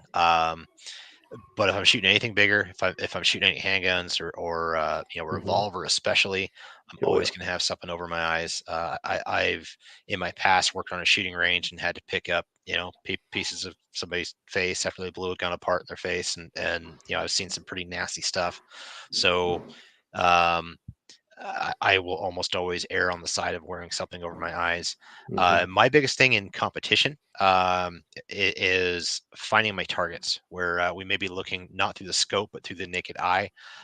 So I will pick glasses that have very, very good color contrast to help me find those targets in the trees and the woods and desert and things like that too. So, but yeah, sometimes I do find that having tinted glasses especially is kind of a pain in the butt to look through a scope. So high quality glass is definitely worth it if you're going to use anything. And I do like polarized glasses. And back in my former days, I actually even used to be a beach lifeguard. So I have always worn polarized glasses since. Yeah, yeah. All my driving stuff and everything, that's all polarized.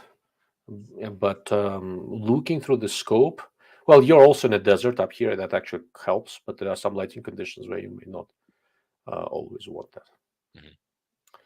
All right, we're at 2 hours, which is usually where I wrap up. There is one. There are a couple of quick questions here that I'll address, and I'll let Greg close up if there's anything you want to add, and we'll wrap things up. Another off-topic question: what do you think of the Athlon Era CTR 1-10? It's a nice scope. I'm about to release a review on one. Optomechanically very nice. It's a little bit heavy, and illumination is not very bright. So on 1x, it's not ideal in bright light.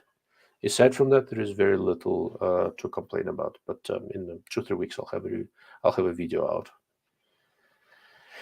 And this is probably a good one to wrap up with. How do you clean your scope lens? Do you use a brand name wipe or something else?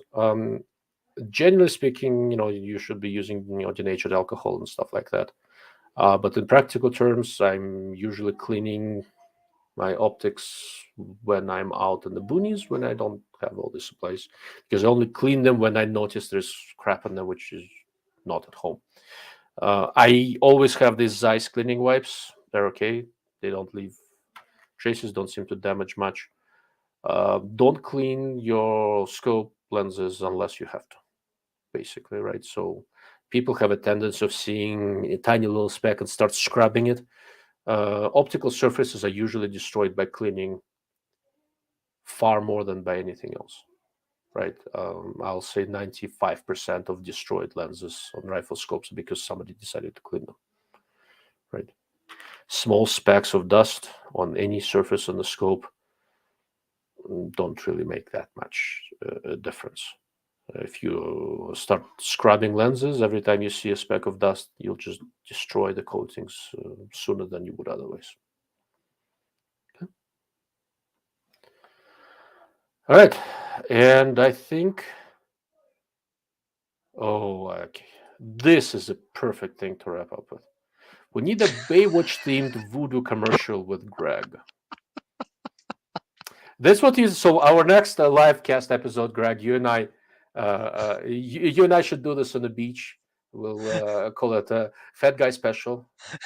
Once again, you're kind of a lightweight by my standards, but we'll feed you up a little bit before the Voodoo. Long time ago, and there was much less me and much less arthritis, and yeah, definitely a long time ago for me, but former days. Yeah, see, if I weighed as much as you do, I would not be afraid to do a video on the beach. All right. Any parting thoughts before we wrap this up?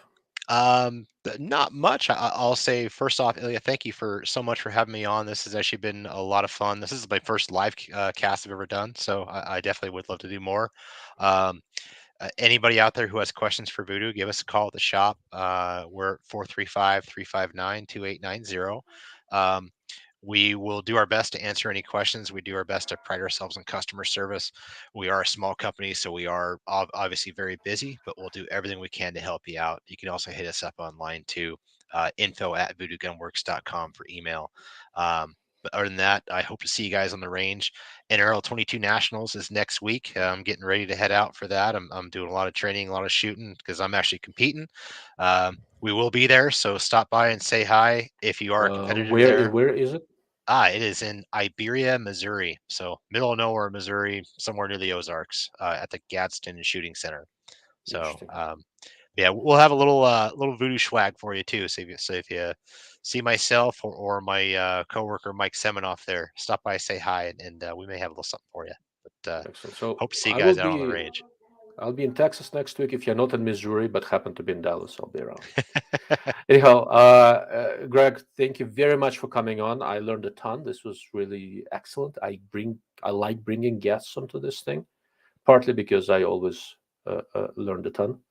And for all of you guys, thank you for the good questions. I really do appreciate it.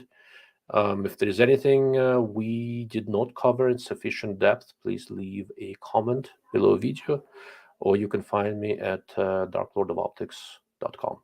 Thank you all, and have a good night. Thanks. Good night.